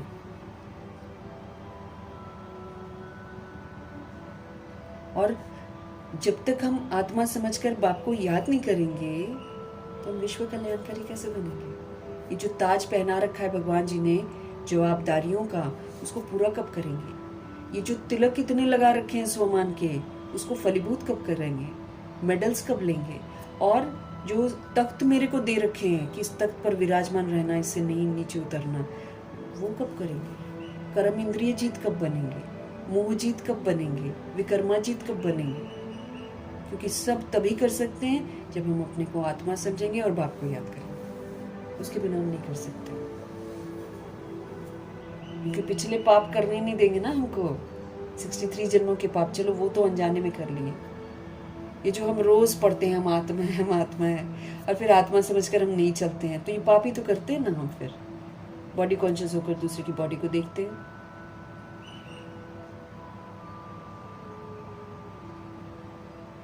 प्रभु जी स्पष्ट कर रहे हैं, आत्मा समझेंगे तो बाप को याद कर पाएंगे, नहीं तो नहीं कर पाएंगे। स्पष्ट कर रहे हैं। भूल जाते हैं। तुमसे पूछा जाता है तुम किसके बच्चे हो, तो कहते हैं हम शिव बाबा के बच्चे हैं। विजिटर बुक में भी लिखा हुआ है तुम्हारा बाप कौन है, तो झट दे के बाप का नाम बताते हैं। जब विजिटर जैसे आते हैं ना, सेंटर्स पर आते हैं, चाहे मधुबन में आते होंगे ना, तो वहाँ पर विजिटर रजिस्टर होता है। जब रूह पहली बार आती है ना, तो उसे पूछा जाता है कि तुम्हारा बाप कौन है, तो झट से दे के बाप का नाम बताते हैं। क्योंकि इतना हमारी बुद्धि में आ गया है तो हम उन्हीं को बाप समझते हैं ना, तो झट से देह के बाप का नाम बताएंगे। अच्छा, अब देही के बाप का नाम बताओ। फिर उनसे पूछा जाता है कि ठीक है, अब देही के नाम का, अब देही कौन है ये समझ में नहीं आता। देही आत्मा है, अब आत्मा का बाप कौन है बताओ। देखो हम 63 जन्म लेते हैं, है ना, और उसमें चलो 63rd जन्म अगर अभी हमारा है, क्योंकि हम ज्ञान ले रहे हैं, तो 62nd जन्म तक हमने 62 फादर्स लिए, और 62 बार जब हमने बॉडी छोड़ी होगी, हमने 13 दिन रियलाइज किया होगा कि मेरा है कौन। और फिर देखो हम भूल जाते हैं। अब तो नहीं भूलना है ना हमको, अब नहीं भूलना है। रूह, मैं रूह हूँ, रूह पाठ बजा रही है। रूह का सिवाय परमात्मा के और कोई है ही नहीं। रूह देभान और अभिमान में कहती है ये मेरा बच्चा है, ये मेरा युगल है, ये मेरे रिश्ते हैं, इनमें से कोई भी मेरा साथी नहीं है। न मैं किसी का साथी हूँ, अब कोई भी मेरा साथी नहीं है, लेकिन मैं भी किसी का साथी हूँ। विकारी हथियाला बांधते हैं, क्या कहेंगे 7 जन्म, है ना, एक साथ रहेंगे। एक जन्म भी साथ कहीं नहीं रहते। कई तो शादी आजकल हो रही है तो तुरंत मार भी देते एक दूसरे को। कई शादी होती है तो तुरंत रहा नहीं जाता, डिवोर्स हो जाता है, बनती नहीं है। हिसाब किताब से जुड़ते हैं ना हम लोग। और जब फेरे होते तो 7 जन्मों के फेरे करते हैं, एक जन्म का तो ठिकाना नहीं है। तो बाबा हमको रियलाइज कर रहे हैं, आफ्टर ऑल लौट कर तुमको मेरे पास ही आना है अंत में। तो क्यों ना जीते जी तुम मेरे बन जाओ और मेरे से सब कुछ ले लो। जीते जी बन जाओ ना मेरे, बाद में भी तो आओगे, कुछ मिलेगा तो है नहीं फिर तुमको उस समय थोड़ी मेरे को मिलेगा, अगर लास्ट में हम बाबा की तरफ रिटर्न करेंगे तो बाबा कहते हैं किसी से भी पूछते हैं ना, रजिस्टर में लिखवाते हैं कि आपका बाप कौन है, फटाफट अपने देह के बाप का नाम बताते हैं। देह का बाप हमारा साथी हो सकता है क्या? नहीं होता है साथी वो। कहीं तो बहुत जल्दी शरीर छोड़ देते हैं बाप के रोल में आकर, तो पलते हैं ना बच्चे फिर। तो देह का बाप जो है टेम्पररी है, कार्मिक अकाउंट है। अच्छा, जब पूछा जाता है देही के बाप का नाम बताओ तो कोई श्री कृष्ण का नाम लिख देगा, कोई हनुमान का नाम लिख देता है, क्योंकि जानते नहीं है ना भगवान को। सब नास्तिक है, हम भी नास्तिक थे। हाँ, बोलते थे हम भगवान को जानते हैं, हम जानते ही नहीं थे, हम वाकई नास्तिक थे। अभी किसी को बोल देंगे बुरा लग जाएगा हमको तो नहीं बुरा लगता, क्योंकि हम समझते हैं हम वाकई नास्तिक थे। भगवान को अभी भी अगर हम शिव बाबा के कहने पर नहीं चलते हैं, हमको नास्तिक ही कहा जाएगा। हाँ, ये भी हमको ध्यान रखना है। मतलब मैंने बाप को जाना ही नहीं। मैंने बाबा बोलते ना, मैं जो हूँ जैसा हूँ, मुझे बहुत कम बच्चे पहचानते हैं, और जो पहचान जाते हैं वो पूरा वर्षा लेते हैं। हमको तो अपने आप को चेक भी करना है कि कहाँ कहाँ अभी भी हम मेरे में फंसे पड़े। मेरा पति है, मेरी पत्नी है कोई किसी की पत्नी या पति? सिर्फ एक रोल है, only role, only karmic account. बस जिस दिन खत्म, उस दिन एक माँ ये भी नहीं देखेगी कि छोटा बच्चा 6 महीने का, इसको कौन देखा। कितने 6 महीने के बच्चे बच जाते हैं ना, माँ मर गई। ऐसे जीवित रहेगी तो अलग नहीं करेगी बच्चे को एकदम। हालांकि आजकल की माएँ कर देती हैं, जो डस्टबिन में फेंक आती हैं, लेकिन वैसे अगर मेजॉरिटी देखेंगे तो माँ अलग नहीं करेगी बच्चे को अपने से। जैसे कहते हैं शंकर जी के लिए बोला ना, गणेश जी का वो सिर काट दिया, ऐਵੇਂ दंत कथाएं हैं, लेकिन बोला कि जाके एक सिर काट के ले आओ। ऐसे बोलेंगे शंकर क्या? लेकिन सपोज करो हम कहानी को ले भी लेते हैं, तो किसी को लेकर आओ, तो कितना ढूंढा, कहीं भी कोई माँ ऐसी न मिली जिसने अपने बच्चे को अपने साथ लगा के ना रखा हो, किसी का सिर नहीं काट पाए। ऐसी होती है। लेकिन जैसे उसका कार्मिक अकाउंट खत्म, वो ये भी नहीं देखती है कि 6 महीने का कौन देखेगा। तो हम सारे बंधे हुए हैं रोल्स में, हमारा कोई भी नहीं है ना हम किसी के, इसलिए पहले से ही हमको डिटैच हो जाना है। तो बाबा कहते हैं कि जब देही का बाप पूछते हैं ना, तो लोग श्री कृष्ण और हनुमान जी का नाम लेते हैं। हनुमान हमारा बाप है, पता? हनुमान तो पुरुषार्थ का स्वरूप है। तो बाबा कहते हैं ऐसे लिखते हैं, हम नहीं जानते। अरे तुम लौकिक बाप को जानते हो, और तुम पारलौकिक बाप जिनको तुम हमेशा दुख में याद करते हो, उनको तुम नहीं जानते हो। बाबा पूछते हैं, दुख में तो उनको याद करते हैं। कहते भी हैं, हे भगवान हम पर रहम करो, हे भगवान एक बच्चा दे दो। मांगते हैं ना, मांगेंगे, और वो की देवी होगी चाहे कोई होगी ना, उसके सामने बोल देंगे, हे भगवान मुझे बच्चा दे दो। अब भगवान बच्चा देंगे क्या? लेकिन इंसान क्या सोचता है, बच्चे पैदा होते ना तो भगवान की देन है, भगवान ने दिए। तो भाई भगवान क्यों देंगे? भगवान जी तो बोल रहे मत करो पैदा, विकार से मत करो पैदा। कहते भी हैं भगवान रहम करो, हे भगवान एक बच्चा दे दो। मांगते हो ना, तो बाप बिल्कुल सहज बात बताते हैं कि तुम देह अभिमान में बहुत रहते हो, इसलिए बाप के वर्षे का नशा ही नहीं तुमको चढ़ता है। वाकई जो आत्मा समझेगी उसको नशा चढ़ जाएगा, क्योंकि आत्मा जानेगी भैया मैंने तो बहुत बुरे बुरे काम किए हैं, अब मुझे अपने आप को पवित्र बनाना है, अपने आप को सुधरना, परमपिता परमात्मा से पूरा वर्षा लेना। जो आत्मा समझेगी वो ऐसा करेगी, जो देह समझेगी वो फिर दैहिक रिश्तों में, दैहिक दुनिया में फंसी रहेगी। तुम देह अभिमान में रहते हो, बाबा कहते हैं, इसलिए बाप के वर्षे का तुमको नशा ही नहीं चढ़ता है कि मुझे बाप से वर्षा लेना है। अब ये जो वर्षा कमाना है, ये कोई मास्टरी का घर थोड़ी है। बाबा कहते हैं इसमें कितना संपूर्ण परिवर्तन चाहिए, है ना। फिर तुमको तो बहुत नशा चढ़ना चाहिए। भक्ति करते हैं भक्ति करते ही हैं भगवान से मिलने के लिए कि भगवान मिलो, भगवान मिलो। हाँ, यज्ञ करते हैं, तप करते हैं, दान पुण्य आदि करना, ये सब भक्ति है। सब एक भगवान को ही याद करते हैं कायदे से देखा जाए, लेकिन जानते नहीं है ना। तो बाप कहते हैं मैं तुम्हारा पतियों का पति हूँ, तुम क्या पति को याद करती हो? तुम्हारा पति भी मुझे याद करता है, तो मैं तो पतियों का भी पति हूँ। आत्मा को बोलते हैं बाबा, आत्मा सजनी है।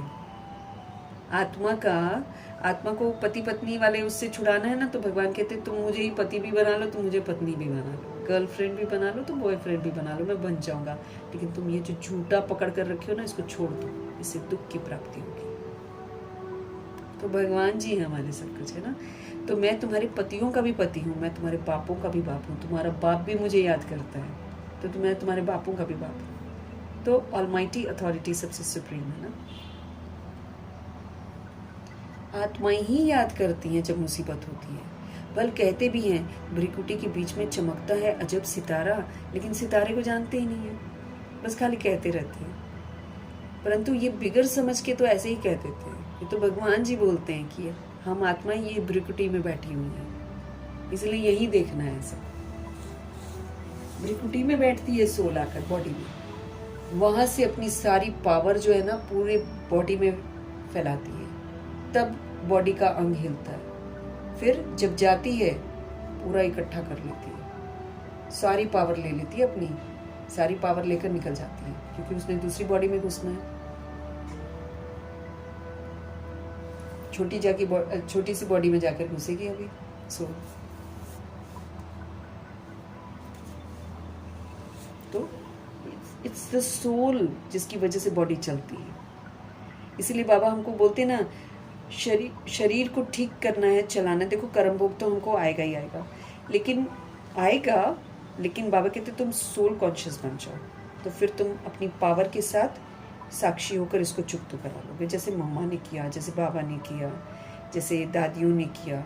अब इनको जब हम इनकी बीमारियों को सुनते हैं तो भयंकर बीमारियां, और जब इनको देखो तो ये मुरलियां पढ़ रही होती हैं, तो मुस्कुरा रही होती हैं, तो सेवा कर रही होती हैं। क्यों? क्योंकि सोल पावरफुल हो गई ना परमात्मा की याद से, तो अपनी पावर के साथ अपना हिसाब किताब सेटल करवा देती है। जैसे गुलजार दादी 2 महीने पहले ही वतन में उनका सारा खाना पीना सब कुछ हो रहा था, मतलब भगवान उनको तृप्त कर रहे थे। डिटैच थी वो, तो बॉडी पड़ी हुई थी वहां पर बस, और उन्होंने अपनी बॉडी को कैसा कर दिया था अंत में, क्योंकि सब लोग गुलजार दादी ऐसे करते थे ना, तो दादी ने अपने आप को कैसा बना दिया ताकि सबका बुद्धि का योग हटे दादी की तरफ से। ये दादियों की करामात है, ऐसे करती हैं दादियाँ। अच्छा, प्रकाश मणि दादी का एंड मोमेंट में इतने सारे टेस्ट, कितनी घनी बीमारियां हमने जब उनकी बुक पढ़ी थी, ये खराब, किडनी खराब, लिवर खराब, दिस खराब, दैट खराब, कितना सारा था उनका बीमारी। उनको पहले ही वतन में बाबा ले गए थे, बॉडी खाली पड़ी थी और वो साक्षी होकर चुप तो करा रही थी। ऐसे करते हैं बाबा। बेहोश हो गई है ना, सामने बॉडी पड़ी है, बेहोश है, और भगवान जी ऐसे कर देते हैं ना सोल को, ताकि मोह माया में या कहीं भी ना कोई फंसे ना वो फंसे किसी में। ऐसे करते हैं। आत्मा का पाठ, सोल ये भ्रिकुटी के बीच में बार बार इधर ही देखना, बार बार खुद को भी यही महसूस करना, मैं आत्मा जितना स्मृति में रहूंगी उतना मैं पावरफुल होकर अपने बॉडी से सारा कर्म भोग चुप करा लूंगी, दिक्कत नहीं होगी हमको। यही तो बाबा चाहते हैं कि सोल कॉन्शियस हम हो जाए तो परमात्मा कॉन्शियस, जैसे मम्मा ने कल बोला, सोल कॉन्शियस गॉड कॉन्शियस रहेगा। वो हमेशा उसको यही स्मृति रहेगी, आत्मा परमात्मा का बच्चा हूँ। तो जो सोल कॉन्शियस और गॉड कॉन्शियस हो जाएंगे, वो अपने सारे हिसाब किताब सेटल करा लेंगे मुस्कुराते हुए। मामा ने मुस्कुराते हुए किया ना, शरीर तो सारा गल गया था, लेकिन मुस्कुराते हुए अंतिम समय भी टोलियां देकर, सबके हाथ में अंगूर देकर ही उन्होंने शरीर छोड़ा। तो चमकता है जब this soul should be powerful. ये ना बॉडी समझ समझ के पावरलेस हो गई है, अब इसको फिर से पावरफुल बनाने की समझ देते हैं, ताकि हम इज्जत से, स्व इच्छा से अपनी बॉडी को खुद छोड़ें।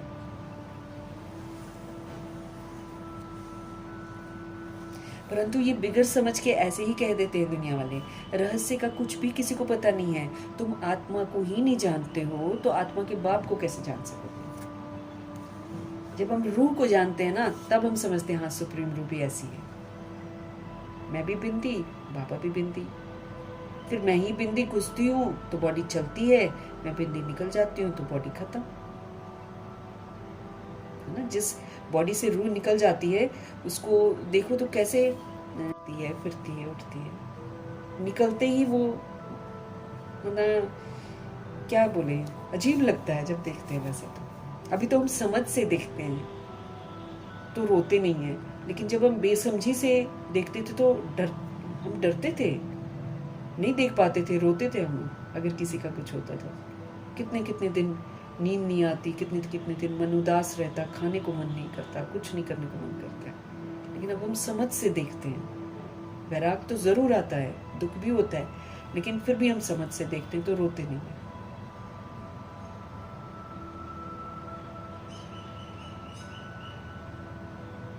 तुम आत्मा को ही नहीं जानते हो तो आत्मा के बाप को कैसे जान सकेंगे? इसलिए आत्मा को जानना बहुत जरूरी है। दीदार तो होता है भक्ति मार्ग पाना। भक्ति मार्ग में पूजा के लिए बड़ा बड़ा लिंग रख देते हैं, क्योंकि अगर बिंदी का रूप दिखाएं तो कोई समझ ही ना सके। इतना हमारे अंदर में देह का अभिमान और विस्तार आ गया ना कि हमको बिंदी समझने में देखो कितनी दिक्कत हो रही है। हम आत्मा का पाठ पक्का नहीं कर पा रहे हैं, बार बार अपने को शरीर समझ लेते हैं, नहीं तो दूसरे को शरीर समझ लेते हैं। अब हमको नीट एंड क्लीन बनना है। नीट एंड क्लीन बनने के लिए बिंदी के स्वरूप में हमको टिकना है, बहुत ज़रूरी है। नहीं तो हिसाब किताब बनाते जाएंगे और भुगतते जाएंगे, फिर सज़ा के द्वारा आत्मा का पाठ पक्का कराया जाएगा।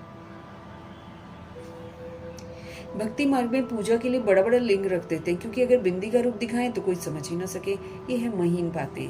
परमात्मा जिसको अखंड ज्योति स्वरूप कहते हैं, मनुष्य कहते हैं, उनका कोई बहुत बड़ा रूप है। ब्रह्म समाजी मठ वाले ज्योति को परमात्मा कहते हैं। दुनिया में ये किसको पता ही नहीं है कि परमपिता परमात्मा हमारा बिंदी है, अति सूक्ष्म। कोई भी चीज जितनी सूक्ष्म होती है ना, उतनी ही पावरफुल होती है। और हम आत्माएं अपने आप को देख सकते हैं कि हम जैसे जैसे विस्तार करते हैं वैसे वैसे आत्मा की शक्ति घट जाती है। सतयुग में देखो विस्तार ज्यादा नहीं है, रिश्ते नहीं है, ये नहीं वो नहीं, बस एक रूह को बुलाते हैं तो विस्तार नहीं है। त्रेता युग में थोड़ा सा विस्तार, 1 से 2 बच्चे, मतलब 2 रूहों को नीचे लाते हैं योग बल के साथ। फिर द्वापर में चलो करते होंगे थोड़ा बहुत, और फिर द्वापर में भी मंत्रा सिस्टम है शुरू में।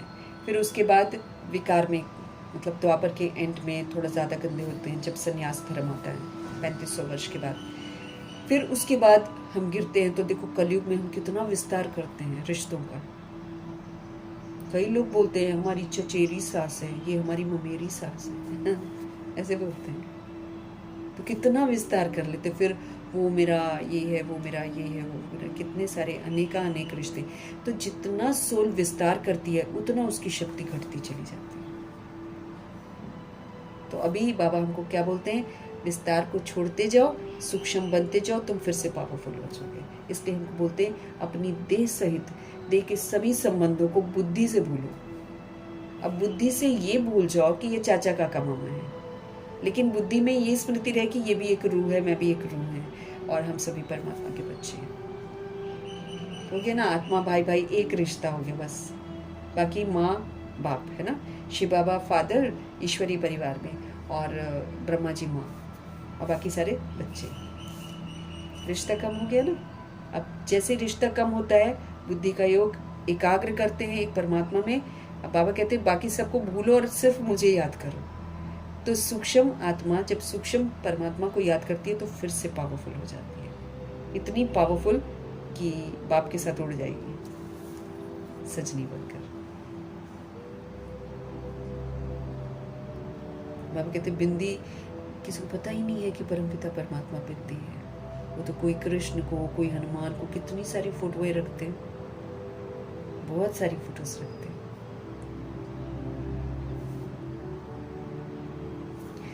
तो बाबा कहते हैं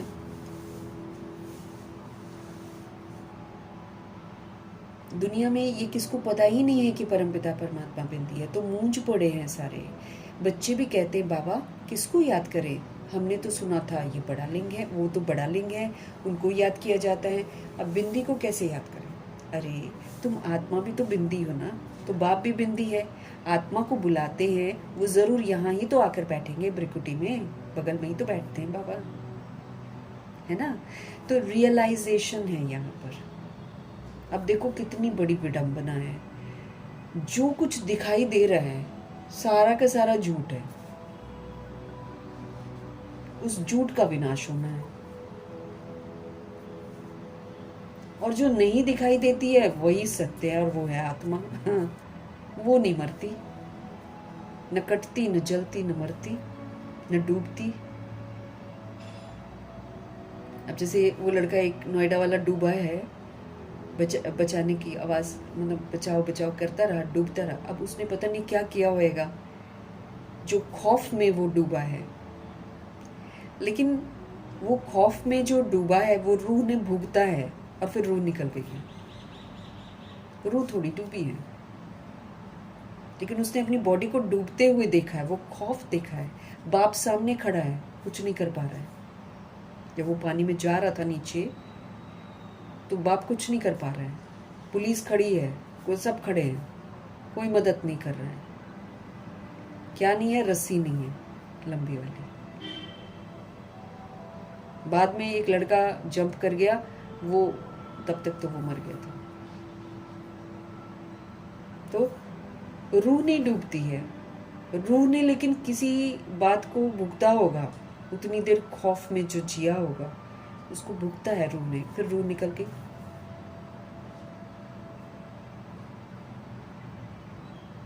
तो रूह न मरती है न। अब देखो, सिर्फ जो नहीं दिखाई देती है वही सत्य है। नहीं दिखाई देने वाली आत्मा सत्य है, नहीं दिखाई देने वाले परमात्मा सत्य है।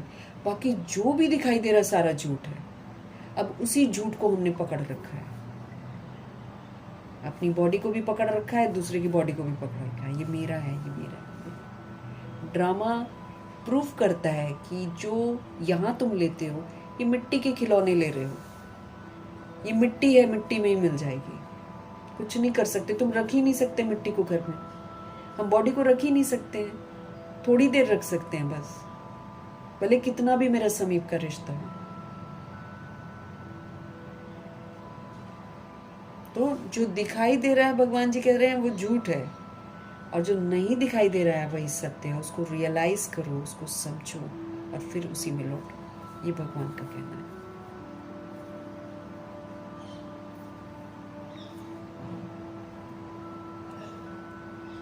अरे तुम आत्मा भी बिंदी हो, बाप भी बिंदी है। आत्मा को बुलाते हैं, वो जरूर यहाँ ही आकर बैठेंगे ना। भक्ति मार्ग में जो साक्षात्कार आदि होता है, ये सब भक्ति भी एक की नहीं करते हैं, बहुतों को भगवान बना दिया है, बहुतों को बना दिया है। भगत जो भक्ति करते रहते हैं ना, उनको भगवान कैसे कहेंगे। अब जिनकी भी भक्ति करते हैं वो सभी, जितने भी बने हैं देवी देवता, सब भगवान को याद करते हैं। शंकर जी को ही देख लो, शंकर जी के सामने हमेशा चित्र में शिवलिंग होता है, वो खुद ही ध्यान की मुद्रा में बैठे हैं, तो वो भगवान कैसे हो सकते हैं। तो उनको भगवान कैसे कहेंगे। अगर परमात्मा सर्वव्यापी कहते हैं तो फिर भक्ति किसकी करते हैं। फिर ऐसे फिर कहते हैं कण कण में, आजकल तो बोलते शिवो हम ही शिव है। दिमाग खराब हो गया ना। बनारस में जाओ तो अपने आप को शिवो हम बोलते हैं। तो बाबा कहते परमात्मा को सर्वव्यापी कहते थे। तेरे में भी भगवान है, मेरे में भी भगवान है, कण कण में भगवान है, मिट्टी में भी भगवान है, सब जगह भगवान है। बिल्कुल ही भगवान की ग्लानि करते हैं। फिर ये कहकर भी, घर मेरे में भगवान है कहकर भी मंदिरों में जाते हैं, मस्जिदों में जाते हैं, चर्च में जाते हैं, और फिर तीर्थों में जाते हैं, गुरु भी करते हैं, सन्यासियों के पास भी जाते हैं, संत महात्माओं के पास भी जाते हैं। क्यों जाते हैं भाई, तुम्हारे अंदर ही तो भगवान है। फिर शास्त्र क्यों पढ़ रहे हैं, फिर बीमार क्यों हो रहे हो अगर तुम्हारे अंदर भगवान है। फिर तुम गंदे कर्म क्यों कर रहे हो जब तुम्हारे अंदर भगवान है। ये समझते नहीं है। लेकिन हाँ, भगवान सब जगह है, बस ऐसे बोलेंगे। फिर भक्ति किसकी करते हैं? सो भी भिन्न प्रकार की भक्ति करते हैं। बाप समझाते, बच्चे ऐसे मत समझो कि हमको अनेक वर्ष जीना है। This is very very very very important. We do not know हम कब बॉडी छोड़ देंगे। वी डू नॉट नो, कुछ नहीं आता पता है। उस दिन भी बाबा ने बोला, तुम्हारे बॉडी का गारंटी है क्या? जो तुम सोच रहे हो अभी तो 10 साल है, 10 साल में ये कर लेंगे वो कर लेंगे, अभी तो और 4-5 साल, अभी नहीं होगा, अभी नहीं होगा। अभी तो प्रकृति और ये माया जो है ये तो अभी और अलबेला बनाएगी, हमको खूब अलबेला बना देगी। और फिर अचानक, कल भी बाबा ने बोला ना, जो होगा अचानक होगा, बता कर नहीं होगा। सड़क पर भी हो सकता है, जहाँ हो सकता है हम सड़क पर हो सकता है हम सब्जी लेने गए हो सकता है हम ऑफिस में ही हो सकता है हम कहीं भी हो सकता है बच्चे स्कूल में हो और विनाश शुरू हो जाए। We never know. नर चाहत कुछ और, होता है कुछ और। सेकंड के खेल होने ना, सेकंड के।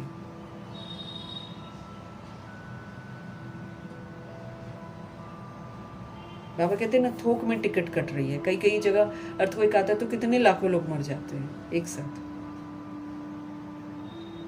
कितने तीर्थों पर जाते हैं, वापस नहीं आते।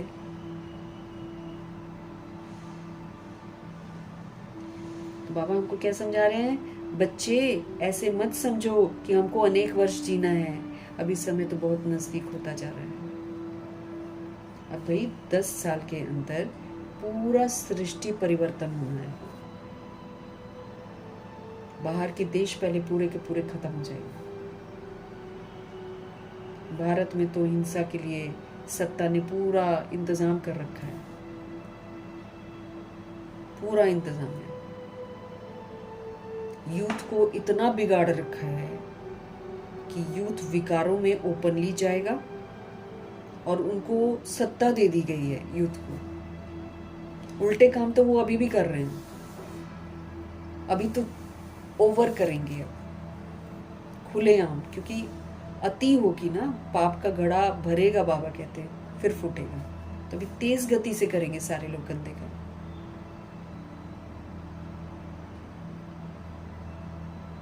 क्या बोला था चंद्रमणि दादी ने कि इतना अंधा हो जाएगा इंसान काम विकार में, वो ये नहीं देखेगा कि 90 की बॉडी है कि 2 साल की बॉडी है, नहीं देखेगा। इतना अंधा हो जाएगा काम विकार में। और खुलेआम डर खत्म। तो है ना, जितने भी वो है ना, क्योंकि जब एक्सट्रीम अत्याचार होगा तब प्रकृति एकदम गुस्से में आ जाएगी और तोड़ फोड़ कर देगी। अभी तो उबल रही है वो तो उबल रही है।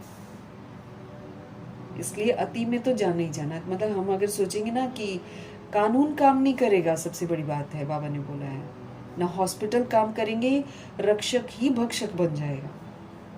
भगवान वाच है।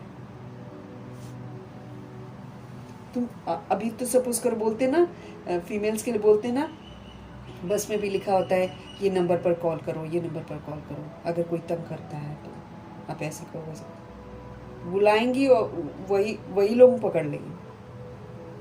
अभी भी कई जगह पकड़े जाते हैं लोग, क्योंकि अब डर नहीं है ना, अब डर नहीं है। आखिरी की कलयुग की रावण राज्य की सत्ता ही ऐसी होगी जिसमें काम, क्रोध, लोभ, मोह, अहंकार चरम सीमा पर होगा। इसी विधि से विनाश होता है। जब तक ऐसे करेंगे नहीं, विनाश होगा नहीं ना। इसलिए बाबा बोलते हैं इसमें भी कल्याण छिपा हुआ है। सभी आत्माएं विकारों से मुक्त हो जाएंगी, दुख धाम से मुक्त हो जाएंगी। तो बाबा स्पष्ट कर रहे हैं, ऐसा मत सोचना कि अनेक वर्ष जीना है। समय का कोई भरोसा नहीं है। अभी समय बहुत नज़दीक होता जाता है। निश्चय रखना है, बाबा को ब्रह्मा के द्वारा स्थापना करानी है। बाप खुद कहते हैं, मैं इस द्वारा तुमको सृष्टि के आदि मध्य अंत का राज बताता हूँ। गाते भी हैं ब्रह्मा के द्वारा स्थापना। ये नहीं जानते हैं कि नई दुनिया को विष्णुपुरी कहा जाता है। सोल्स नहीं जानती हैं, अर्थात विष्णु के 2 रूप राज्य करते हैं ना, लक्ष्मी और नारायण जी। किसको पता नहीं है कि विष्णु कौन है? तुम जानते हो कि ये ब्रह्मा सरस्वती ही फिर विष्णु के दो रूप लक्ष्मी नारायण बनकर पालना करते हैं। ब्रह्मा के द्वारा स्थापना, विष्णुपुरी अर्थात स्वर्ग की फिर पालना करेंगे। तुम्हारी बुद्धि में आना चाहिए कि बाप ज्ञान का सागर है, मनुष्य सृष्टि का बीज रूप है। वो इस ड्रामा के आदि मध्य अंत को जानते हैं। वही पतित पावन है। जो बाप का धंधा है वही तुम्हारा भी धंधा है। अब बाबा जो कर रहे हैं ना, वही हमको भी करना है। पावन बनकर सोल्स को पावन बनने की राह दिखानी है। जब हम बनेंगे तभी हम उनको राह दिखा सकेंगे। हमको तो मास्टर पतित पावन का पार्ट भी बजाना है, बाबा कहते हैं। तो जब हमारे अंदर पूरी प्योरिटी आएगी तब हम आसुरी शक्तियों को हम भस्म कर सकेंगे। आत्माएं तो वो हो जाएंगी, दिमाग खराब जिसको बोलते हैं। जैसे कहीं पर जब एक बार कहाँ केदारनाथ की कहाँ पर बाढ़ आई थी, लोग मर गए थे। उसमें भी जो लोभी है वो डेड बॉडी से अंगूठी निकाल रहा है। वैराग आता है जब देखते हैं ऐसे सीन। उसमें भी उसको लोभ है कि इसकी अंगूठी, इसकी वो निकाले, अंगूठी निकाले। ऐसे ही अंत में आत्माएं जब विकारों का हमला होगा ना, बाबा ने बोला है ना 5 विकारों का हमला एक साथ, तो मना इधर मौत हो रही होगी, उधर हरकतें ऐसी ही होंगी, लूट पाट की, काम विकार की। डेड बॉडीज को नहीं छोड़ेंगे, बाबा ने बोला। इतना काम विकार हावी हो जाएगा। अभी भी कहाँ पर किस साइड में ना, पाकिस्तान के कब्रों में ताला लगाते हैं। इतना गिर गया है मनुष्य कि कब्र में उनको ताला लगाना पड़ रहा है। वो उसमें से डेड बॉडी को निकाल कर गलत काम करते हैं। तो अति होगी अभी 5 विकारों की, तब 5 तत्व एक साथ हमला करेंगे। तो बाबा हमको क्या बोल रहे हैं? मनुष्य सृष्टि का बीज रूप है बाप। वो इस ड्रामा के आदि मध्य अंत को जानते हैं। वो पतित पावन है। जो बाप का धंधा है पतितों को पावन बनाने का, वही तुम्हारा भी धंधा है। तुम भी पतित से पावन बनाते हो। जब हम प्रभु जी के साथ किसी सोल को जोड़ते हैं तो हम यही कार्य करते हैं ना। दुनिया में एक बाप के 3-4 बच्चे होंगे। कोई बच्चा बहुत ऊंचा चढ़ा हुआ होगा, कोई बिल्कुल नीचे होगा। यहाँ तुमको बाप एक ही धंधा सिखाते हैं कि तुम पतितों को पावन बनाओ। पहले खुद पावन बनो और फिर पतितों को पावन बनाओ। सबको ये लक्ष्य दो कि शिव बाबा कहते हैं कि अब तुम मुझे याद करो, तभी पवित्र बनेंगे। ये लक्ष्य सबको देना है। तो जब हम ये लक्ष्य देने में कामयाब हो जाते हैं तो समझ लो कि हम पतित पावन वाला पाठ बजा रहे हैं। गीता में श्री कृष्ण भगवानुवाच लिख दिया है। तुमको समझाना है कि भगवान तो निराकार है, वो पुनर्जन्म रहित है, वो पुनर्जन्म में नहीं आता है। बस यही भूल है। अभी तुम बच्चे श्री कृष्णपुरी के मालिक बन रहे हो। कोई राजधानी में आते हैं, कोई प्रजा में आते हैं। श्री कृष्णपुरी कहा जाता है क्योंकि श्री कृष्ण सभी को बहुत ही प्यारा है ना, तो बच्चे प्यारे लगते हैं ना, तो बच्चों का भी माँ बाप से प्यार हो जाता है। प्यार सारा बिखर जाता है। अब बाप समझाते हैं, तुम अपने को शरीर मत समझो। ये हमको बार बार बोल रहे हैं, मत समझो अपने आप को शरीर, क्योंकि तुम शरीर नहीं हो।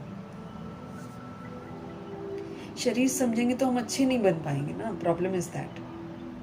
दैहिक दृष्टि समाप्त नहीं होगी तो फिर दैहिक दृष्टि तो क्रिमिनल दृष्टि है, वो तो अपवित्रता में काउंट होगा। हमारी तो भ्रिकुटी में नजर एकदम फिक्स होनी चाहिए। अब बाबा कहते हैं, बाप समझाते हैं, तुम अपने को शरीर मत समझो। घड़ी घड़ी तुम अपने आप को आत्मा निश्चय करो और आत्म अभिमानी बनो। जब मैं आत्मा अपने को आत्मा निश्चय करूंगी तब मैं परमात्मा की याद में रहकर सतोगुणी पाठ बजाऊंगा।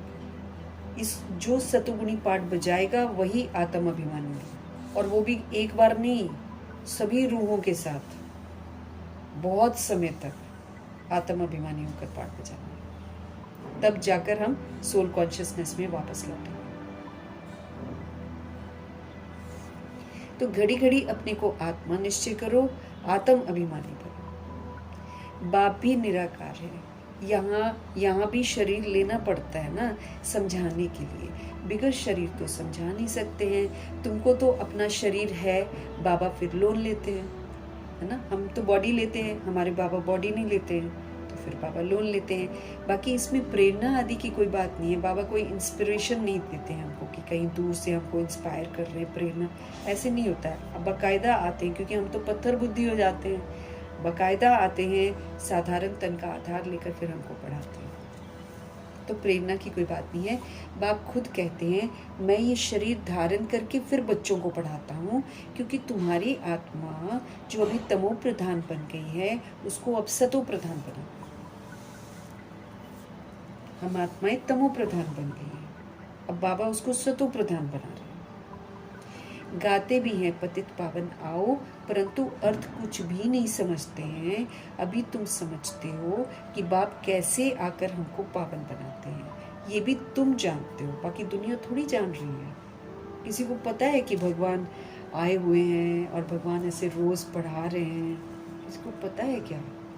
नहीं पता। अब वो पता कैसे लगे? जब हमारे में अलौकिकता आ जाए, हमारे में बदलाव आ जाए, जब हम पहले जैसे नहीं सोल कॉन्शियस होकर चलना फिरना शुरू कर दें, परमात्मा स्मृतियों में रहे, तब लोग यकीन करेंगे।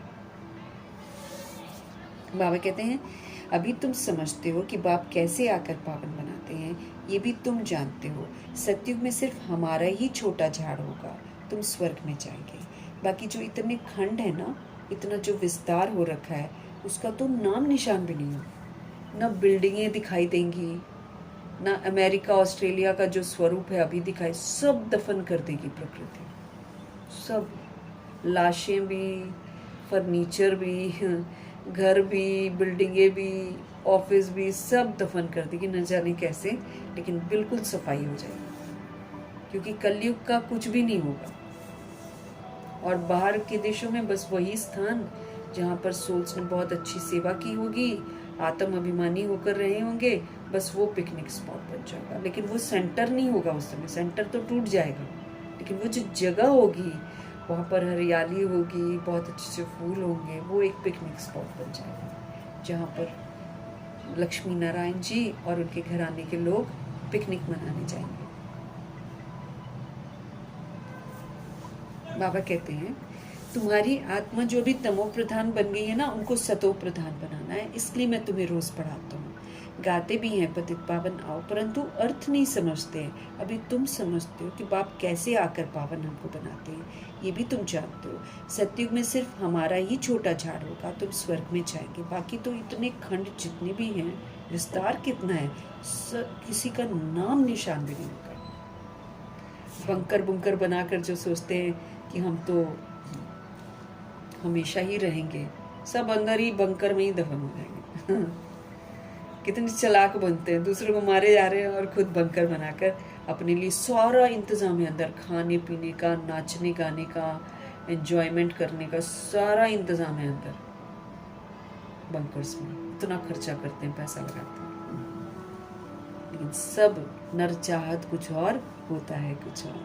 प्रकृति सबको अंदर बंकर में ही खत्म कर देगी, नाम निशान नहीं होगा। बाबा कहते हैं भारत खंड ही स्वर्ग होगा, परमपिता परमात्मा ही आकर हेवन की स्थापना करते हैं। अभी हेल है, प्राचीन भारत खंड ही है जहाँ देवताओं का राज्य था, अब नहीं है। उन्होंने यहाँ मंदिर हैं, चित्र हैं, तो भारत की ही बात हुई ना। तो ये कोई भी भारतवासी की बुद्धि में नहीं आता है कि भारत स्वर्ग था, लक्ष्मी नारायण मालिक थे और कोई खंड नहीं था। किसी को थोड़ी पता चलेगा, है ना। जब तक भगवान के पास नहीं आएंगे, भगवान से सुनेंगे नहीं, समझेंगे नहीं, तब तक किसी को समझ में थोड़ी आएगा। अब तो अनेक धर्म हो गए हैं, अनेक मठपंथ हो गए हैं। भारतवासी इस समय धर्म भ्रष्ट और कर्म भ्रष्ट बन गया है। धर्म भी सबका भ्रष्ट हो गया, क्योंकि सब अपवित्र बन गए हैं। पवित्रता ही तो हमारा धर्म था, वही धर्म तो भ्रष्ट हो गया है। इसके कारण सारे कर्म भी भ्रष्ट हो गए हैं सबके, क्योंकि काम विकार से फिर क्रोध आया, लोभ आया, मोह आया, अहंकार आया, फिर बाकी की सारी बीमारियां आ गई हमारे अंदर। श्री कृष्ण को श्याम सुंदर कह देते, परंतु अर्थ नहीं समझते हैं कि एक ही कृष्ण श्याम भी, काला भी, और एक ही कृष्ण सुंदर भी। उसमें बोल देते हैं नाग ने डस लिया, लेकिन एक्चुअली क्या है, विकार रूपी सर्प ने डस लिया, लेकिन श्री कृष्ण को नहीं डसा। श्री कृष्ण ने जब 20 शरीर बदल लिए, उसके बाद 21वां शरीर जब लिया द्वापर युग में, तब धीरे से उस सर्प ने थोड़ा डसा, फिर कलयुग में जाकर पूरा डस दिया। लेकिन एक ही रूह है ना, इसीलिए श्री कृष्ण दिखा देते हैं। ड्रामा अब कैसे दिखाएगा, रूह को कैसे, बिंदी को कैसे दिखाएगा, इसलिए श्री कृष्ण को ही गोरा भी, श्री कृष्ण को ही काला भी ड्रामा दिखवा देता है। लेकिन जब वो स्वरूप श्री कृष्ण का होता है तब तो वो बहुत सुंदर है। वो माखन चोर चोर थोड़ी है, लेकिन जो ब्रह्मा जी हैं वो ज्ञान के, मतलब ज्ञान रूपी माखन को पूरा हब किया है, इसीलिए उन्होंने माखन दिखा दिया। कुछ ना कुछ तो दिखाएंगे ना, तो इसीलिए मिक्स कर दिया सबको। अब ब्रह्मा जी कैसे पहचानेंगे, इसलिए कृष्ण को दिखा दिया कि ज्ञान रूपी माखन खाने वाली जो सोल है ना, वो कृष्ण बनती है। बाबा कहते हैं श्री कृष्ण को श्याम सुंदर कहते थे, परंतु अर्थ कुछ भी नहीं समझते। बरोबर ये सांवरा था ना, जब ये दादा लेखराज हैं तो ये सांवरे हैं। कहते हैं श्री कृष्ण को सर्प ने डसा तो सांवरा हो गया। सर्प कौन सा, विकार। अब दे अभिमान रूपी सर्प ने डसा तो दादा लेखराज बन गए, कृष्ण की याद में। कैसे काला हो गया, सत्युग का प्रिंस कैसे काला हो गया। अब वो तो सत्युग का प्रिंस था ना कृष्ण, तो कैसे काला हो गया, ये तो कोई बात नहीं समझते। अभी तुम ये बातें समझते हो। श्री कृष्ण के माँ बाप भी अभी पढ़ रहे हैं, माँ बाप से उत्तम श्री कृष्ण गाया हुआ है। अब मनमोहिनी दीदी को देख लो, वो इनकी माँ बनती हैं, लेकिन ब्रह्मा जी जितना पढ़ते हैं उतना मनमोहिनी दीदी नहीं पढ़ती हैं। बड़ा ख्याल रखती थी वो ब्रह्मा जी का, जैसे बच्चे का ख्याल रखते ना, वैसे मनमोहिनी दीदी आगे पीछे बड़ा ध्यान रखती थी। तो माँ बनेगी ना कृष्ण जी की, इसलिए। लेकिन जितना पढ़ाई ब्रह्मा जी पढ़ते हैं उतना पढ़ाई तो कोई भी नहीं पढ़ता है ना, तो उनके माँ बाप जो बनते हैं कृष्ण जी के, वो उतना नहीं पढ़ते हैं जितना ब्रह्मा जी पढ़ते हैं। तो फिर श्री कृष्ण के माँ बाप भी अभी पढ़ रहे हैं, माँ बाप से लेकिन उत्तम श्री कृष्ण गाया हुआ है। माँ बाप का कोई नाम ही नहीं है। जब वो माँ बाप बनते हैं तब उनका कोई नाम नहीं है, कोई मशहूर तो श्री कृष्ण होते हैं ना, तो माँ बाप का कोई नाम नहीं है। नहीं तो जिस माँ बाप से ऐसा बच्चा पैदा हुआ है वो तो माँ बाप भी प्यारे होने चाहिए, है ना। नहीं तो जिस माँ बाप से ऐसा बच्चा पैदा हुआ है वो माँ बाप को भी प्यारे होने चाहिए, परंतु उनके माँ बाप भी प्यारे होने चाहिए सबको, लेकिन वैसा नहीं होता ना। परंतु नहीं, महिमा सारी राधे कृष्ण की ही होती है, क्योंकि उनका पुरुषार्थ सबसे उत्तम है, उनकी पढ़ाई सबसे उत्तम है। माँ बाप की कुछ है ही नहीं है। तुम्हारी बुद्धि में ज्ञान है, ज्ञान है दिन और भक्ति है रात। अंधियारी रात में सब ठोकरें ही खाते रहते हैं। अभी तुम बच्चों को समझाया जाता है, घर में रहो, ये सर्विस भी करते रहो। कोई को भी समझाओ, तुम आधा कल्प के आशिक हो। एक माशुक शिव बाबा है। भक्ति मार्ग में सभी उनको याद करते हैं तो आशिक ठहरे ना, परंतु माशुक को पूरा जानते ही नहीं है। याद बहुत प्यार से करते हैं। माशुक तुम जब आएंगे ना तो हम सिर्फ आपको ही याद करेंगे और सबसे बुद्धि का योग तोड़कर आपके साथ जोड़ेंगे। ऐसे तो गाते थे ना, परंतु बाप से हमको क्या वर्षा मिलता है ये किसी को भी पता ही नहीं है। अब बाप समझाते हैं, तुम देही अभिमानी बनो, शुद्ध अभिमान में रहो कि मैं आत्मा परमात्मा का बच्चा हूँ, और फिर आत्मा परमात्मा का बच्चा बनकर पाठ बजाओ। तो मेरा पाठ फिर डिफरेंट होना चाहिए ना। तो बाबा कहते उसको बोलते देही अभिमानी बनो, मतलब सतोगुणी पाठ बजाओ। बाप को याद करना तुम बच्चों का पहला फर्ज है। बच्चा हमेशा बाप को, बच्ची माँ को याद करती है। हम जिन्स हैं ना, बच्चा समझता है हम बाप के वारिस बनेंगे, बच्ची थोड़ी कहेगी, वो तो समझती है हमको पियर घर से ससुर घर जाना, ये दुनियावी रीत जो चलती है। अब तुम्हारा निराकार और साकार पियर घर है ना। अब हमारा पियर घर कौन सा है, एक परमधाम और एक मधुबन। ये हमारा पियर घर है, हमारे बाप का घर है। बुलाते भी हैं, हे परमपिता परमात्मा हम पर रहम करो, हम पर दुख, हमारे दुख हरो, हमको सुख दो, हमें लिबरेट करो, हमारा गाइड बनो। परंतु अर्थ नहीं, परंतु उसका अर्थ तो बड़े बड़े विद्वान आचार्य भी नहीं जानते, बस खाली कहते हैं। न भगवान को कोई जानता है, न ये समझता है कि वो कैसे दुख हरते हैं, कैसे सुख देते, कुछ ना पता, बस रटा रटाया सब लोग एक दूसरे को देखकर बोलते हैं। परंतु उसका अर्थ बड़े बड़े विद्वान आचार्य भी नहीं जानते। बाप तो सर्व का लिबरेटर है, वही सबका कल्याणकारी है, बाकी वो अपना ही कल्याण नहीं कर सकते हैं तो दूसरों का क्या करेंगे। यहाँ बाप कहते हैं मैं गुप्त आता हूँ, खुदा दोस्त की कहानी सुनी है ना। अब ये पुल है, कौन सा, कलयुग एक तरफ सतयुग एक तरफ। यहाँ से हम कलयुग से बाबा के साथ कलयुग का पुल क्रॉस कर रहे हैं, क्रॉस कर जाएंगे तो सतयुग में जाएंगे। तो कलयुग और सतयुग के बीच का उसको पुल जो है ना, उसको पार जाना है। अब खुदा तो बाप है, दोस्त भी है, माता पिता भी है, शिक्षक का पाठ भी बजाते हैं।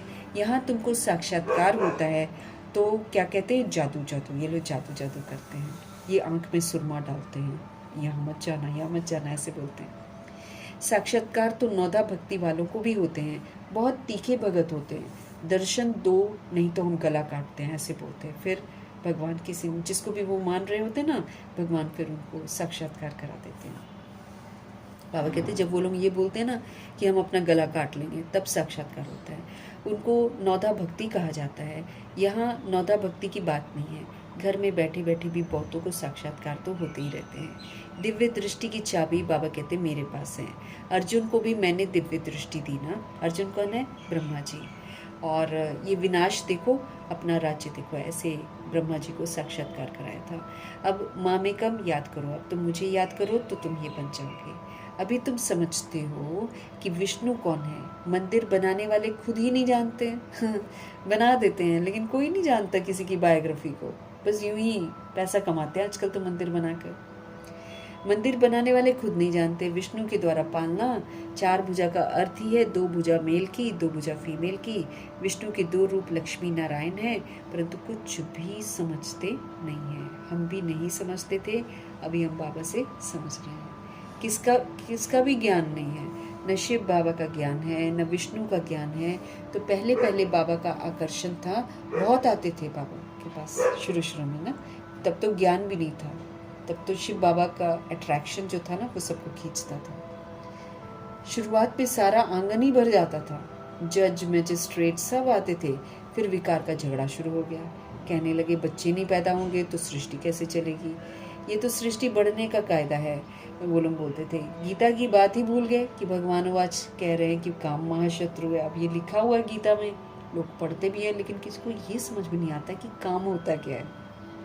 कईयों को समझ में नहीं आता कि काम महाशत्रु का मतलब क्या है। उस पर जीत पानी है। कहने लगे स्त्री पुरुष दोनों इकट्ठे आए तो उनको ज्ञान दो, अकेले को नहीं दो। अब दोनों भी आए तब तो देवे ना दोनों को ज्ञान। देखो दोनों को इकट्ठा भी देते हैं तो भी कोई ज्ञान लेते हैं, कोई नहीं लेते हैं। एक जना अच्छे से चलता है, एक जना अच्छे से नहीं चलता है। तकदीर में नहीं होगा तो फिर क्या कर सकते हैं। एक हंस है, एक बगुला बन जाता है। यहाँ तुम ब्राह्मण देवताओं से भी उत्तम हो। जानते हो हम ईश्वर की संतान इसलिए ऊंचे हैं, शिव बाबा के हम बच्चे हैं। वहाँ स्वर्ग में हमको ये ज्ञान नहीं रहेगा। न जब निराकारी दुनिया मुक्ति धाम में होंगे तब भी हमको ज्ञान नहीं होगा। ये ज्ञान शरीर के साथ ही खत्म हो जाता है, बॉडी खत्म, ज्ञान खत्म। इसलिए ये आखिरी जन्म है हमारा, इसमें हमको यही कोशिश करनी चाहिए कि योग बल से हम इस आयु को बढ़ा दें।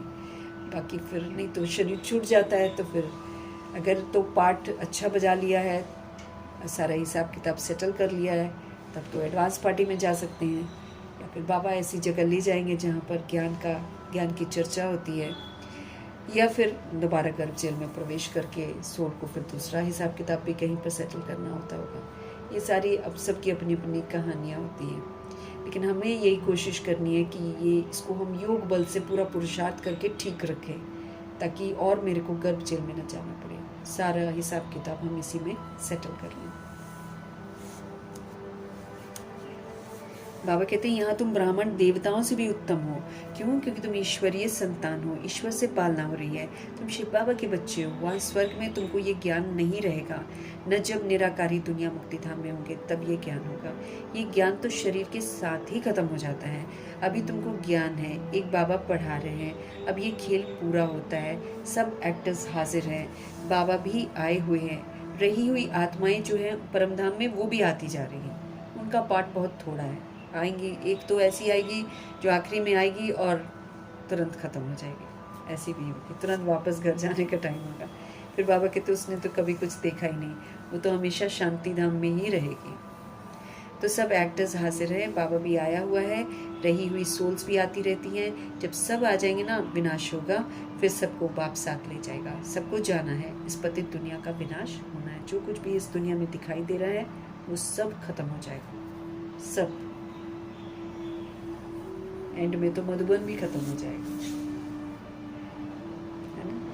फिर ब्रह्मा जी आएंगे 1950 में, फिर यहाँ पर आकर पहले ब्रजकोठी में रहेंगे, फिर उसके बाद पांडा भवन बनाएंगे, फिर ज्ञान सरोवर बनेगा, फिर शांति धाम फिर से बनेगा, सब कुछ क्लीन हो जाएगा। क्योंकि जब वो आए थे तो बिल्कुल कुछ नहीं था ना, पहाड़ ही पहाड़ थे। तो अब फिर से बनाएंगे जब आएंगे तो सब पतित दुनिया का सारा विनाश हो जाएगा। अच्छा, मीठे मीठे से खिलते बच्चों प्रति माता पिता बाप दादा का याद प्यार और गुड मॉर्निंग। रूहानी बाप की रूहानी बच्चों को नमस्ते। हम रूहानी बच्चों की भी रूहानी बाप को दिल से, जान से, सिख से, प्रेम से, अदब से, पूरे रिस्पेक्ट से, पूरे रिगार्ड से प्यार भरी नमस्ते और तहे तहे दिल से मीठे मीठे परमपिता परमात्मा जी का धन्यवाद करते हुए धारणा के लिए मुख्य सार है, पतित से पावन बनाने का धंधा जो बाप का है ना, वही धंधा करना है। सभी को लक्ष्य देना है कि भाई बाप को याद करो और अब पावन बनो। ये ब्राह्मण जीवन देवताओं से भी बड़ा उत्तम जीवन है। इस रूहानी नशे में रहना कि हमारी पालना कौन कर रहा है, भगवान कर रहे हैं। बुद्धि का योग और सबसे तोड़ देना है, एक माशूक को याद करना है।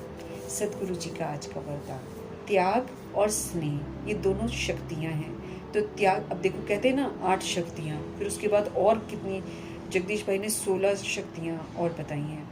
और ये देखो, स्नेह की शक्ति, त्याग की भी शक्ति, इसको भी शक्ति बोलते हैं क्योंकि इससे ताकत आती है हमारे अंदर। तो त्याग और स्नेह की शक्ति के द्वारा सेवा में सफलता प्राप्त करने वाले स्नेही सहयोगी बाबा, हमको सभी को स्नेह देना है, हमको सभी को सहयोग देना है। उसके लिए हमको त्याग भी करना पड़ेगा, उसके लिए हमको सबके साथ स्नेह भी करना पड़ेगा, तब तो जाकर सेवा सफल होगी। त्याग भी करना पड़ता, बहुत सारी बातें सुननी भी पड़ती हैं, मान शान को त्याग करना पड़ता है। जैसे शुरू में नॉलेज की शक्ति कम थी, अब नॉलेज भी पावर है ना। तो शुरू में नॉलेज की शक्ति कम थी, जब ये लोग 14 वर्ष तपस्या करते थे तब तो नॉलेज था नहीं, है ना। तो धीरे धीरे नॉलेज बाबा ने दी है ना। फिर तो जैसे शुरू में नॉलेज की शक्ति कम थी, लेकिन उनका त्याग और उनका स्नेह, इसके आधार पर उनको सफलता मिलती थी।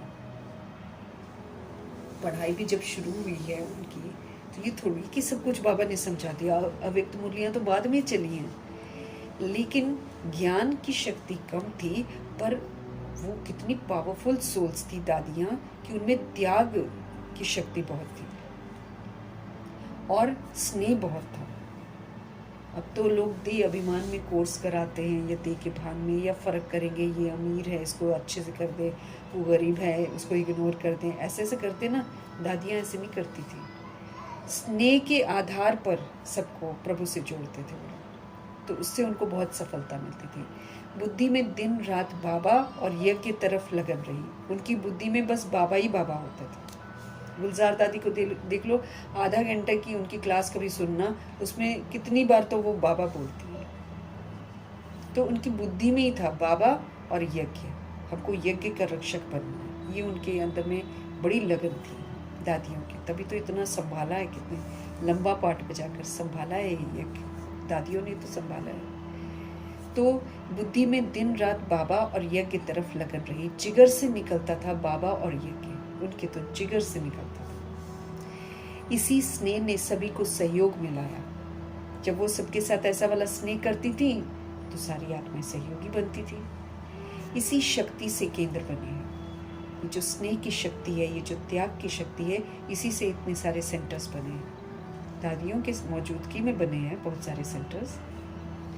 साकार स्नेह से ही मनमना भव बने। साकार स्नेह ना, प्रजापिता ब्रह्मा ने जो स्नेह दिखाया, उस स्नेह से ही बॉडी में रहते, स्नेह करते हुए ही तो सब मनमना भव बने। साकार स्नेह ही तो सहयोगी बने। साकार बॉडी में रहते हुए जो स्नेह दिया सबको, उसी से तो सब सहयोगी बने ना। तो अभी भी त्याग और स्नेह की शक्ति से घिराव डालो, बाबा कहते हैं अभी भी त्याग करो, अभी भी स्नेह की ताकत को यूज़ करो, तो आप बहुत सारी सोल्स को भगवान का बना देंगे और आपको सेवा में क्या मिल जाएगी, सफलता मिलेगी। तो त्याग भी शक्ति है और स्नेह भी शक्ति है। इस शक्ति, इन दोनों शक्तियों ने तब भी काम किया था जब नॉलेज की शक्ति कम थी। तो बाबा कहते हैं इन्हीं दो शक्तियों के साथ अभी पुनः आप आत्माओं की सेवा करो और उनको चारों तरफ स्नेह का घेराव डालो, तब आपको सफलता मिलेगी, अर्थात सभी रूहों का, बुद्धि का योग आप परमात्मा से लगा सकेंगे। स्लोगन है, फरिश्ता बनना है तो ये जो व्यर्थ बोल है, डिस्टर्ब करने वाले बोल है, इससे मुक्त बन जाओ। जो दैहिक बोल होते हैं ना, दैहिक बोल जो भी हम किसी की बॉडी को देखकर बोलते थे ना, तो उससे कई सोल्स डिस्टर्ब हो जाती हैं, है ना, और वो वेस्ट है, क्योंकि बाबा कहते हैं तुम किसी के पार्ट को जानते नहीं हो, तुम किसी की अवस्था को जानते नहीं हो। और हम अगर जजमेंटल बन जाते हैं किसी सोल को लेकर कि ये गलत कर रहा है, ये गलत कर रही है, जजमेंटल बन जाते हैं ना, तो हम क्या करते हैं कि हम खामी देखते हैं। अब वो खामी क्यों हो रही है, हो सकता है उसका मेरे साथ हिसाब किताब था, है ना, वो इसलिए खामी हो रही है। अब हम राज को नहीं जानते हैं, लेकिन हम किसी के पार्ट को देखकर कुछ बोल देते हैं, है ना, कि तुम अगर कोई बैड पार्ट बजा रहा है, तो जैसे कल बाबा ने बोला कि तुम बोल देते हो कि ये तो बदलने वाला नहीं है, ये तो है ही ऐसा। तो उससे क्या होता है ना, हम बोल तो देते हैं लेकिन वो व्यर्थ है, क्योंकि बाबा तो ठीक करने आए हैं और सब ने ठीक होना है, सब सतोगुणी आत्मा है। लेकिन हम जो बोल देते हैं वो किसी को हर्ट कर जाता है कभी कभी, तो व्यर्थ बोल है। तो दैहिक दृष्टि से जो भी बोल हम किसी को बोलते हैं ना, वो डिस्टर्ब करने वाले बोल है। जैसे परिवार बैठा होता है ना, तो उसमें कई किसी सोल की फितरत होती है डांटने की, बोलने की, या किसी के बीच में ही कह देने की कि तुम्हारा दिमाग खराब है, तुमको अक्ल ही नहीं है ना। ऐसे कितनी बार कितने लोगों को कोई बोल देते हैं ना, आप भरी सभा में या बच्चों के आगे या कोई गेस्ट के सामने आप बोल देते हो इसका तो दिमाग ही नहीं है ना, ये बेवकूफ़ है, ऐसे बोलते हैं ना। छोटे बच्चे को भी बोलते हो, सपोज करो, उसको डिस्टर्ब करता है बोल। तो जब डिस्टर्ब करते बोलना, तो फिर हमारा हिसाब किताब बनता है। इसलिए बाबा कहते फरिश्ता बनकर, कर्मयोगी फरिश्ता बनकर पाठ बजाओ। देह के साथ कोई रिश्ता नहीं, प्रभु के साथ सारा रिश्ता, प्रभु को देखना और प्रभु से जो मिल रहा है वो सबको देना और एक जैसा देना। ये नहीं कि उसको ज़्यादा दे दिया, उसको कम दे दिया। अगर बच्चों को प्यार करते हैं तो दुनिया के सारे बच्चों से प्यार करना। जो दुआ हम घर के बच्चों को देते हैं वही दुआ सारी रूहों को देना, तब माना जाएगा कि हाँ हम फरिश्ते हैं। तो फरिश्ता का किसी की देह के साथ कोई रिश्ता नहीं होता है, उसके सारे रिश्ते जो होते हैं वो परमपिता परमात्मा के साथ होते हैं। वो परमपिता परमात्मा से सब कुछ लेता है और सारे सोल्स को देता है। तो फरिश्ता बनना है, अगर हम चाहते हैं कि हम फरिश्ता बने, तो हम देह को देखकर बोलते हैं, वो बोल हम बोलने बंद करें, क्योंकि वो बोल रूहों को डिस्टर्ब करते हैं। तो किसी को डिस्टर्ब करके हमको बंधन में नहीं बनना है। पहले हम लोग कुछ भी बोल देते थे ना, किसी को डिस्टर्ब करने वाले, किसी को डांट दिया, हाँ, किसी को मार दिया। अब कई बार बच्चे वैसा सोचते नहीं है, लेकिन हम लोग बोल देते हैं कि ऐसे सोच रहा है, उससे कितना रूट डिस्टर्ब हो जाती है ना। तो ये नहीं करना है, मतलब जो हम पुराना उल्टे सीधे काम करते थे ना, वो हमको नहीं करना है, वो गलत काम है। तो फरिश्ता अगर बनना है तो व्यर्थ बोल और डिस्टर्ब करने वाले बोल से बिल्कुल मत बनो। हमेशा वरदानी बोल सबको बोलना है। बाबा कहते हैं ऐसे बोल बोलो जिससे किसी को कुछ प्राप्ति हो। वरदानी बोल, जो बाबा बोल हमको बोलते हैं ना, वही बोल सबको बोलना है। अब एक इशारे हमको मिल रहे हैं, क्योंकि हमको अचल अटोल एक रस स्थिति का अनुभव करना है।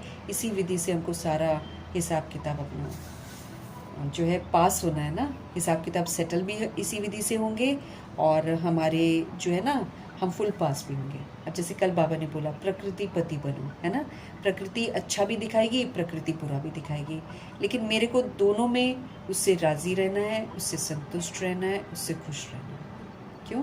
क्योंकि प्रकृति को हमने खराब बनाया ना, तो हम जो पुरुषार्थ करते हैं तो कभी अच्छा भी दिखा देती है, फिर लेकिन जो हमने खराब किया उसका हिसाब किताब भी चुप तो करती है, इसलिए तंग भी करती है। तो जब वो तंग करे तो मैं उसकी शिकायत ना करूँ कि हाय आज कितनी गर्मी है, कभी ना निकले मेरे मुंह से, अरे आज कितनी ठंड है, कितना बेकार मौसम है, ये तो कभी ना भूले, कभी ना भूले हम, और झुलसा देगी हमको।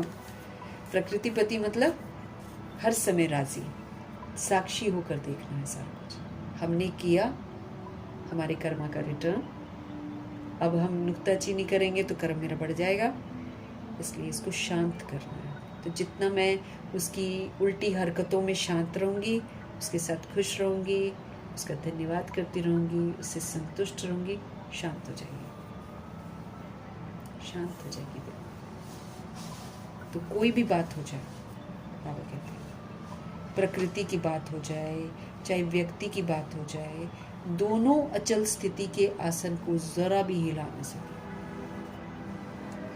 बाबा पक्का करा रहे ना, कोई भी बात हो जाए, चाहे प्रकृति कोई बात हो जाए, चाहे कोई व्यक्ति ने कुछ करा हो, उसकी बात हो जाए, दोनों ही बातों में मेरी स्थिति अचल हो। दोनों अचल स्थिति के आसन को जरा भी हिला न सके। हम इतना अचल रहे, प्रभाव मुक्त आत्मा ही विजयी रत्न है। क्योंकि जो प्रभाव मुक्त होता है, जो दबाव मुक्त होता है, जो लगाव मुक्त होता है ना, वही श्रीमत पर चलकर अच्छा पाठ बजाता है।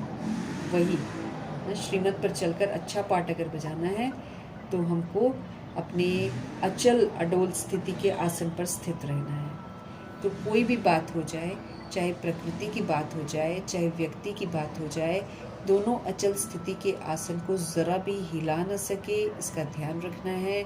इतना पक्का होना है। जैसे देखो, शरीर आसन पर नहीं टिक सकता है तो हलचल करेगा ना, ऐसे मन हलचल तो नहीं करता है। अगर शरीर आसन पर हम बैठना है, सपोज करो, है ना, तो आसन पर अगर हम अच्छे से नहीं बैठ पाते तो हलचल करता है, शरीर एडजस्ट नहीं कर पाता है।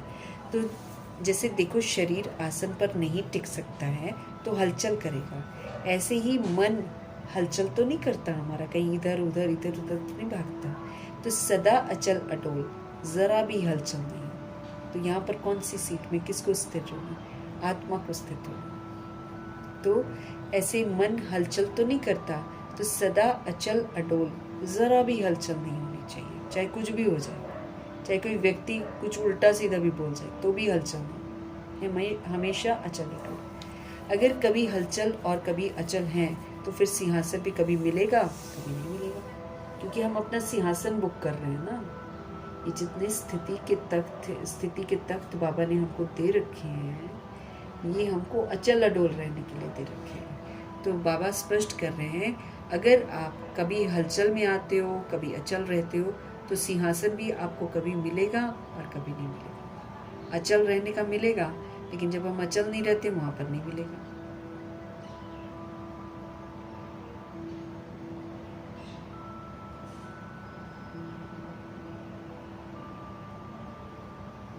कोई भी बात हो जाए, चाहे प्रकृति की बात हो जाए, चाहे व्यक्ति की बात हो जाए, दोनों अचल स्थिति के आसन को जरा भी हिला न सके, ध्यान रखना है, इतने पक्के बनना है।